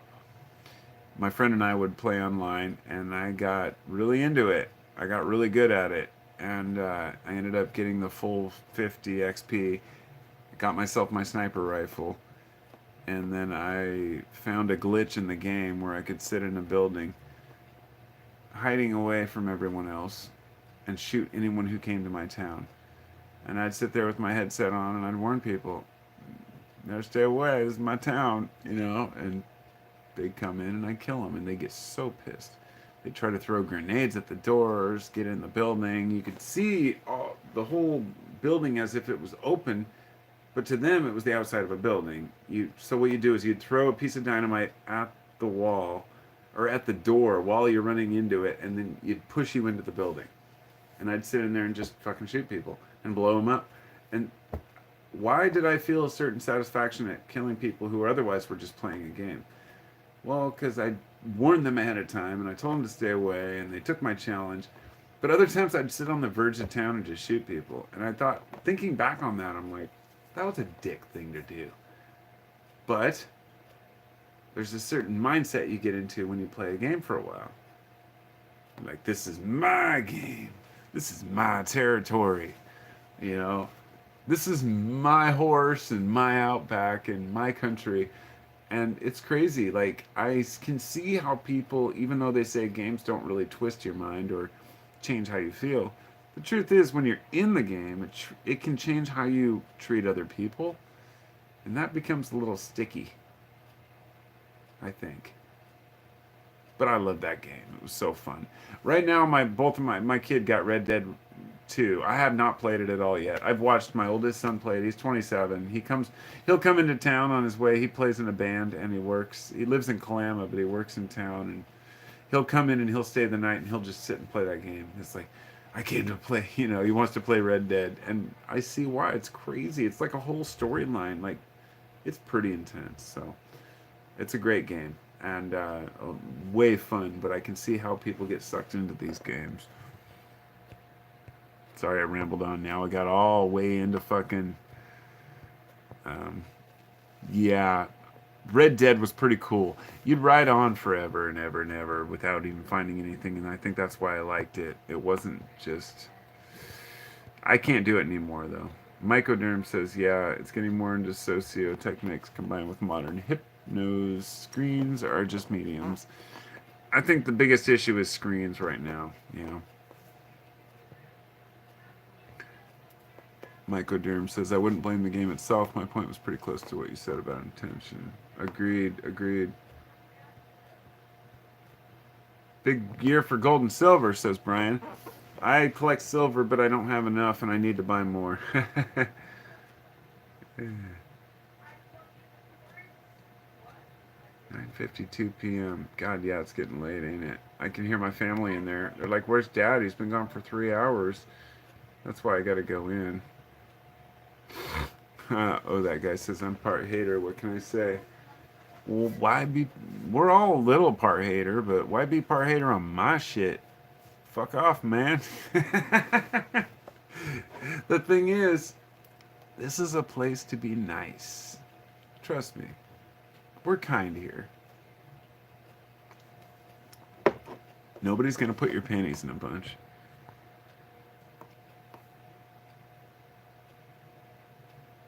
Could be. Oh, now I'm losing. TikTok sucks, says Freestyler. Yes, I actually agree with you so much. Yeah. Karani says, death is easy. Dying is hard, I imagine. I think that would depend on how you die, but it seems that the human brain picks up and figures out how to deal with it. Like, most of the situations, especially if you're old and you've had your day, people seem to be accepting and, like, ready to go. And that's how I want to go. Ready to go, surrounded by those I love. Or all of a sudden. But hopefully not, because I want other people to be able to say goodbye. And it is good to think about. There's two things you should remember. The first one is memento mori. That means remember you will die. Okay, and it's extremely important.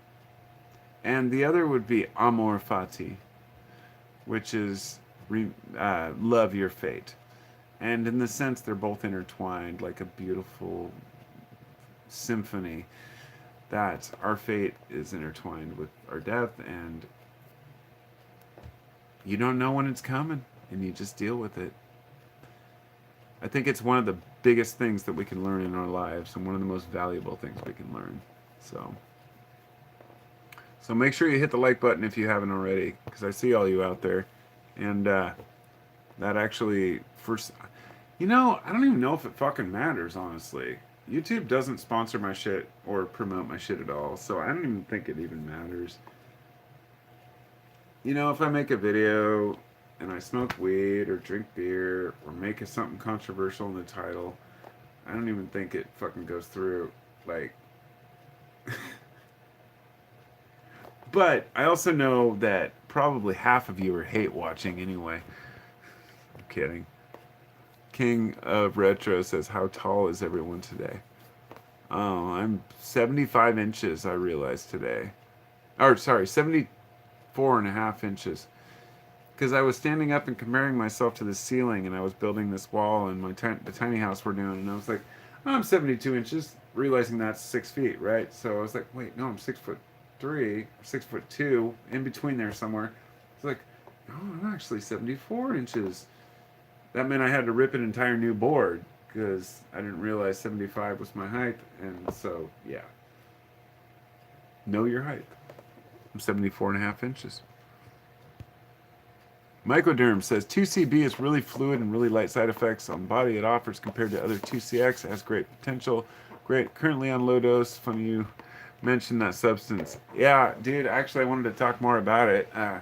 2CB was great. Last time I took it was when we went to like this, we rented like a beach house on the canal somewhere up by Seattle. It was up by actually the Olympic Forest.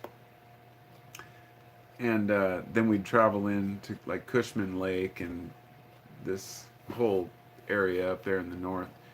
And it was a nice little location, and we took some one night and hung out in the rental. And I remember just kind of like laughing. We had all the lights on. We didn't like turn on music or trip out or anything like we usually do. It was just a great light feeling. Wasn't too psychedelic, wasn't too heavy or too visual, even though I heard it was more visual. 2CB, I believe Shulgin said it was the perfect psychedelic. I'm not sure if that was the one. I might be totally misquoting, but somebody said that 2CB is like the perfect psychedelic, and I can see why, because it was very enlightening, not too heavy, not a burden, allows you to still function and talk. I mean, LSD does too. The one thing you'll find about psychedelics is you can take a shitload of LSD and your brain can be completely lost in another world, but your speech is completely clear, concise, and whole. Like, I've recorded my thoughts and I've talked with people on psychedelics so many times that all just have the whole world flying by me and just say, wow, this is a crazy experience, you know? And totally different from, say, being drunk, where people, their voice will start to, I'm probably doing it slightly right now. I can already notice, you know, that after having a couple of beers that, you know, you start to sound like an idiot. And shit, you don't know how many videos I haven't uploaded because I ended up doing it after a couple of beers. It's like, oh god, I sound like a fucking drunk fool. Even though I'm not drunk, it's just, you don't even notice, right? With psychedelics, totally different. You're hyper aware, but your brain is somewhere else. I've been a psychedelic advocate for my whole life. I absolutely love psychedelics. I mean, I was introduced to LSD at a young age, and then I moved on to mushrooms much later because somebody introduced me to mushrooms. I was like, these are okay, but I take acid. You know, I've taken it dozens of times probably. I tried to write them all down one time, and I had like a standard ruled paper, and I wrote down all the names of the different types I'd taken, and then I ended up going down a second column. I think it was like fucking, what, 60 different kinds, and several times. I was like, wow. And that was when I was a teenager, like 19. I'm not bragging. I'm saying that's a bad thing. You know, I should not have been fucking with my head when I was that young. But I lost a few friends through that. Not because of anything I did, but because they took too much. But my situation was I was one of the few brains that was strong enough to hold on to sanity and learn the things I needed to. When I was about 18, I bought a book called The Psychedelic Experience by Timothy Leary and Ralph Metzner, I believe. And it was based on the Tibetan Book of the Dead. And supposedly they had compared the Tibetan Book of the Dead to a general psychedelic journey, found the correlations and comparisons, and decided they were going to write a book about that and tell people how to trip. And the first couple chapters were things like set and setting, how to trip, how to set up and do it properly. Believe me, my friends and I were well endowed in the psychedelic world. We knew how to do it right. Setting up our scene, making sure it was done properly, We'd go out, sometimes take it in Portland, watch the fireworks, then ride the bus back and have our Christmas lights and our little incense burners and have everything set up and ready to go. And to make sure we had that one bowl of weed, because that's all we could really afford back then, for the end of the trip. And we'd hang on to that in our little metal pipe till the very end of that trip. And man, I reminisce so much about those early psychedelic journeys. It's just so awesome. But how much can you talk about these things, right? Like I said earlier, you've got guys like Psych Substance and your mate Tom who talked about psychedelics a lot, but eventually you can only trip so much, right? You can only talk about these things. I only trip like once a year, and I make sure it's a good one. But I trip hard. I have fun. I mean, I used to take a vial with me. I bought a vial from my buddy and of liquid LSD, and I just carry it with me and give it out to people. Beep, drop, drop, drop, drop, drop. It shows. And I remember the last show I took it at when the vial was almost empty. And I gave everybody a couple drops, and it was a mini dropper, a few milliliters. And I took the whole vial was, and I took the dropper out, and I like put like 3 or 4 drops. Usually, I put it on the web of your hand, which I actually have a real web there, right? So I like 4 drops there, and big drops at a fish show, I think. And then I remember just melting into the mountain while I listened to the music, and it was great because I was in the proper place to be there, like ooh, like 3 hours. Wow, walking out of there, I was still pretty out of it, but I didn't expect to go that far. And the reason why it happened was because I'd had that vial for so long and it dried out slowly.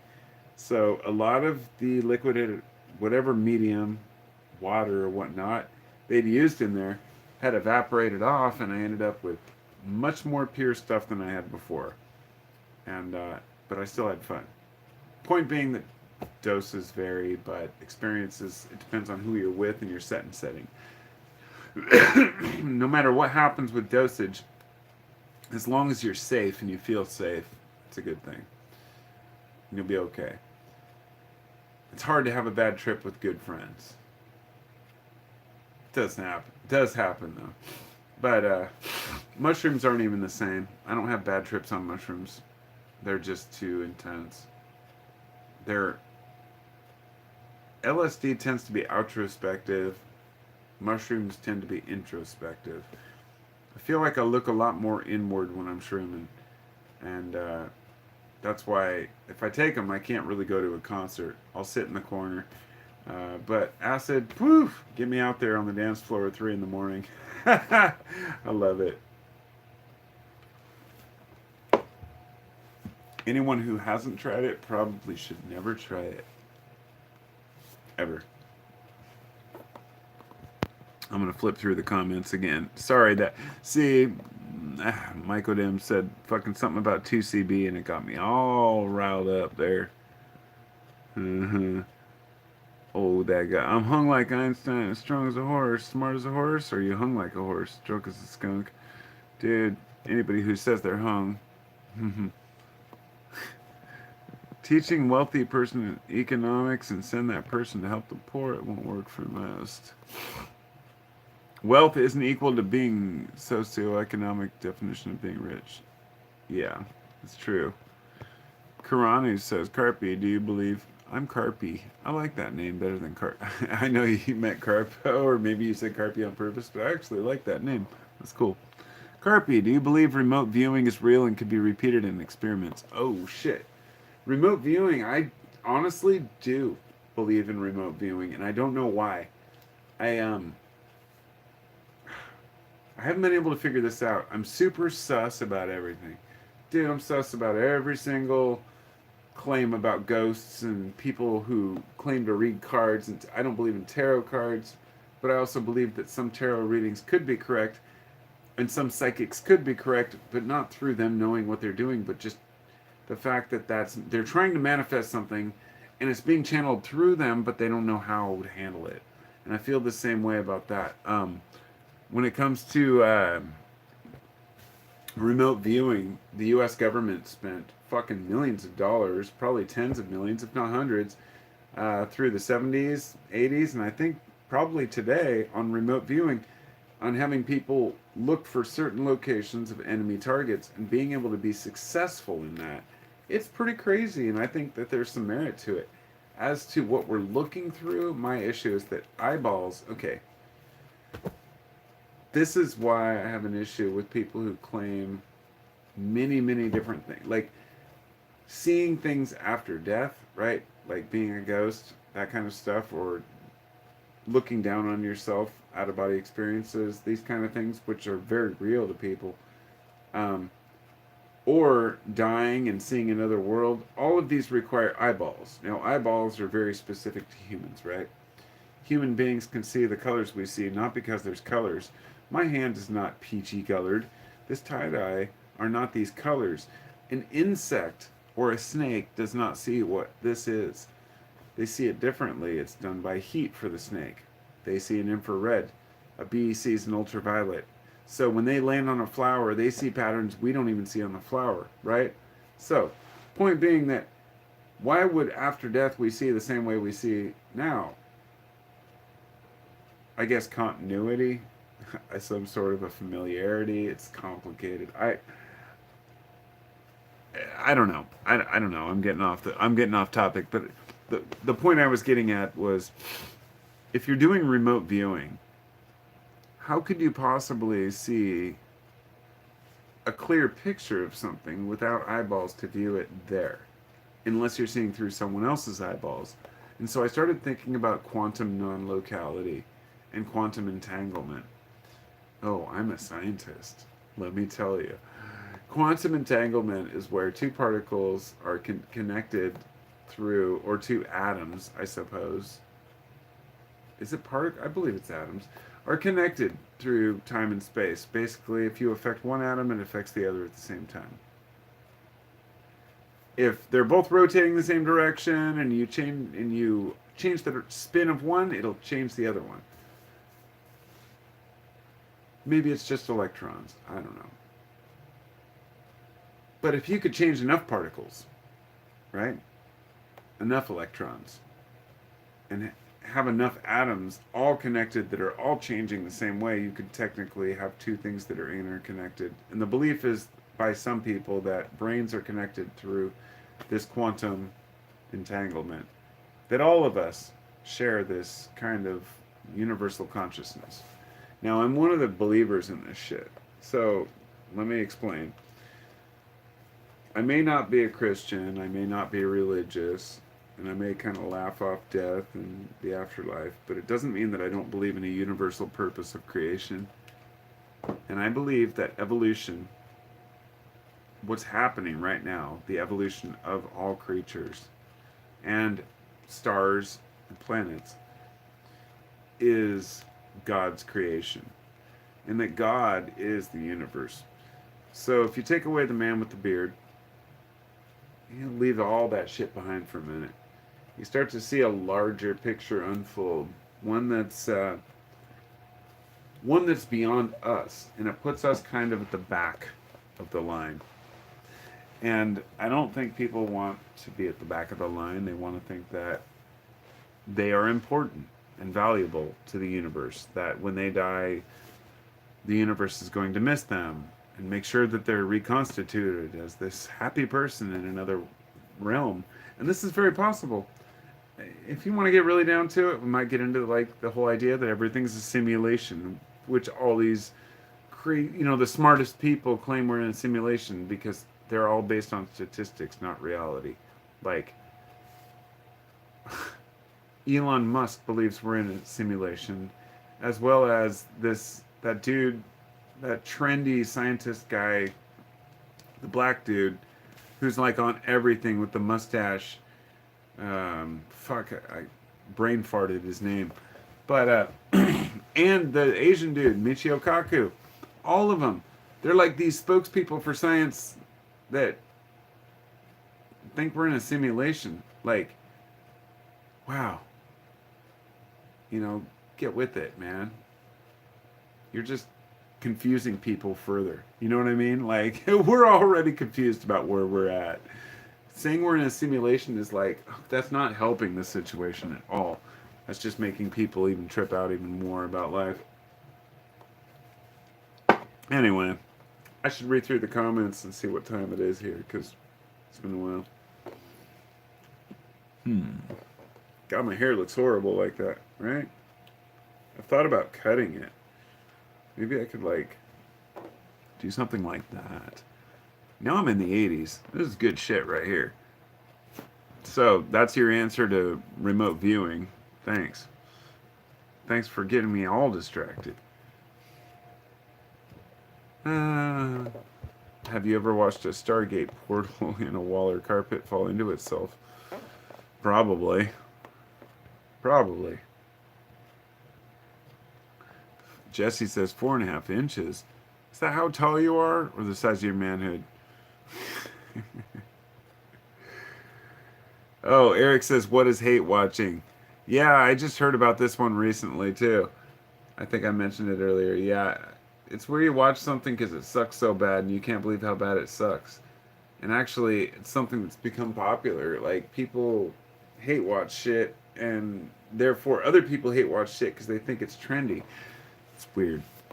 Velma would be the perfect example.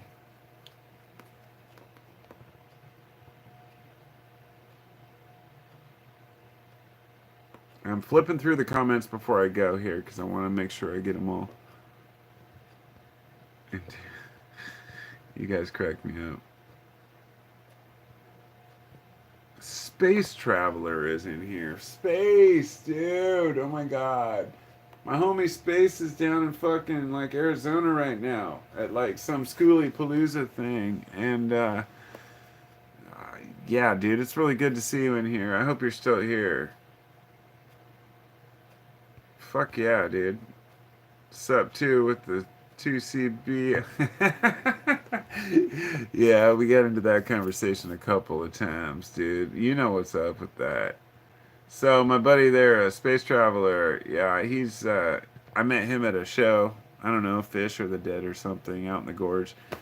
And been friends ever since. And it brought up a topic I mentioned the other day about how you can know people for years and not give two fucking shits about them. But meet a homie, you know, one time at a show or a festival or an event, trip together a couple times, talk about Primus, all of a sudden you know, homies forever. And that shit's real. Like, there's a bond that's made between people at events when you trip with somebody and have a crazy experience that can't be explained to anybody who's a normie. I mean, there are normies out there who just don't get that shit. They're not willing to kind of stick their necks out, meet people, bond with people in a different way. And like Space and I are totally different people in some ways. At least when we met, he looked like a wook to me, just a lot rat. Oh, you are a lot rat, bro. I love you. But he ain't a wook. He works for his shit. I know some of you don't know what the fuck I'm talking about, but a wook is basically a Wookiee is somebody who at a concert or festival is the guy who always looks like that spangy hippie, but he can never do anything for himself and always needs shit. Space ain't like that. He made me think he was like that, but he's got his own shit taken care of, and that was the beauty. And he's the guy who drives the green school bus that came over that time, and I made a couple videos, so good to see you, bro. Really is. Anon Delivers says, what could you give me a bit of inquiry on the reproductive cycle of PNW flying saucers? Now I'm guessing you're talking about my favorite local mushroom, the azuresin, which grows out on the Oregon coast, which were also called flying saucers because when they were originally found, and McKenna talked about them as being so large because they could be like saucers. They were huge back in the day, but then people started over harvesting them, and the mycelium couldn't grow as large, so therefore the fruiting bodies weren't as large. They grow out in Astoria and 100 miles north, 100 miles south. They're everywhere now, but I've also brought some a small amount of mycelium home. It even dried out for a year. Then I planted it out in my front yard with some wood chips, and it grew up with some Azzies. I actually harvested some. So you can grow them anywhere inland, but mostly in the coast at Astoria. You can go out and pick a whole bunch of them, and you just got to be respectful. Thank the land and not take too many. As for what I could say about them, they're wood-loving mushrooms. They will paralyze you, and you don't want to move when you take them. Brian says, quantum rules are different. People don't realize this and think everyone is limited by standard physics or scale, but it's not. Yeah, I know. It's pretty crazy shit. That's the thing about, yeah, the whole quantum realm is pretty fucking nuts, dude. It really is. King of Retro says, I want there to be a God so I can live with my family forever. Well, that's a deep question or a deep discussion, but just because there's a God doesn't mean you get to live with your family forever. I think what you mean is you want a specific God to exist. But you'll get tired of your family eventually, believe me. And I'm not saying that in a bad way, but like, where do you go when having to get away? You know, you've got the movies there. Just like people don't really think through what other options there are. We move on. Maybe you and your family could become one or become some other entity. We just don't know what happens. It's just not worth about it. It's not worth it to worry about it, I should say. Mm. That's funny. Kirani has a good point. I find it funny some science-minded people now consider we live in a simulation but deny God. I don't see a difference between simulation and creation. Bam! Nailed it. That's the whole thing. I totally agree on that. Everything. The thing is, the universe is being created. You can call it God, call it whatever you want, but there's some force behind it. I don't care. I don't have to prove it. Don't have to, name it or explain it. Call it Jehovah or any of that shit. It's just, it is what it is. It doesn't expect shit from me. Neil deGrasse Tyson, thank you. Space says we were just discussing the simulation BS today. Yeah, it's the thing. Is like people can't understand basic fucking normalcy, so they're like, everything's a simulation. Like, what the fuck does that mean? It's like saying everything's in that. Not to offend anyone, but this whole Mandela effect thing is complete bullshit. People can't admit that their own memory is faulty, so they're willing to say that the whole history have changed and reality's changed. It's like, no, dude, there's one reality for us. This is what we're living, and it's changed a little bit here and there. Kirani says, cut your hair into a mullet. I'll tell you what, you give me $1,000 and I'll cut my hair into a mullet. I'll do it. And I don't mean through there. You got to give it to me in cash. No, I actually would. I was thinking about making a joke like a fundraiser, cut my hair as a joke. Of course, I don't want to make money cutting my hair. But I remember somebody when I was a kid, my girlfriend's mom offered me. Was it me? See, you start to. I question my memory now. It might have been my best friend because we both had long hair. I'm pretty sure that my friend's mom offered me like $500 to cut my hair as a kid. I was like, nope, ain't doing it. And it was more on principle than anything, but I didn't want to cut my hair. Pit vipers and a mullet. Yes. See, Space knows what's up. I don't want pit vipers. Can I just do a rat? I like rats. I'll carry a rat on my shoulder. It'd be dope. Going through the comments. Hate watching answer. Love you too, Space. Azzies. Suicide Azuressence, yes. Don't tell her where the spots are, bro. Oh, Space, everybody knows it's Astoria. I didn't say anything specific, but the truth is, if everyone goes to Astoria, we get to go to the spots where they really are. Oh, you ate one too. Oh, shit. I feel like I can't help it. I can't help sharing all the spots. Exactly. Make a Carpo troll doll. Oh, fuck, dude. No. Y'all know when I started my channel, my hair was like basically shaved bald. And then kind of came and went over the years. Same with my beard. Remember a few years back where it was like a fucking beast. I was like, looking back on that, I'm like, dude. And it's already getting there again, see? And I just cut it like a few weeks ago. So, it's funny you say that. I actually thought about this the other day. I thought about, I'd probably film it if I did it. I wouldn't upload it probably, but I thought about going in and shaving my beard completely off. Everything. Which I've done quite a few times. But at the same time, cutting my hair completely off. Like extremely short, you know, like inch, half inch, whatever. Just buzz it. And I might do that this spring. I've just been processing whether I should or not. My kids would trip out, but they get used to it pretty quick. I think they're too used to me with long hair already. And honestly, it's kind of a nuisance. I don't know why I do it. It's just fun. It's like vanity, of course. We have long hair because we like it, you know? Just like having dreads or having spiked hair or a mohawk. Hell, when I was a teenager, I had basically long ass hair, longer than this, but it was shaved on the sides. So I had like basically the mohawk kind of thing. And I like hair. I like being able to fuck with it, but at the same time, you know, having to tie it back all the time, deal with that shit, gets kind of annoying. I ask myself sometimes who I'm trying to impress, and maybe it's myself to see how dedicated I am to my own style. But I don't know. I'm rambling now, so I'm gonna go. I appreciate you guys.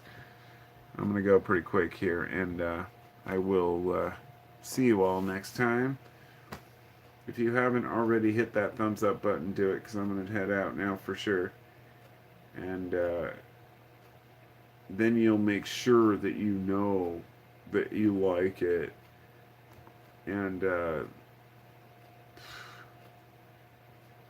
so I'll have a website set up where the first person, the highest donation amount, gets me to cut my hair. Just kidding. I'm just kidding. No, no. You couldn't pay me enough. Actually, let me see. If I took my hair and I twisted this shit up and I just kept twisting and fucking with it, I could just make one big fat nasty dread.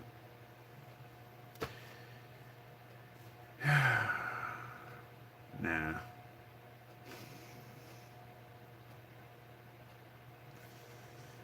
What does it say?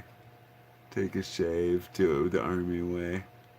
Yeah, I'm thinking about that. Actually thinking about that. Hair today, gone tomorrow. Space. Later, he says. Yes, it's been 3.5 hours, so I guess I should go. And I think I've gotten all my points across, and I think all the people who wanted to come to a live cast were able to make it. And hope I answered all the questions. It's a good time to go to sleep. Are you guys going to have a great night's sleep?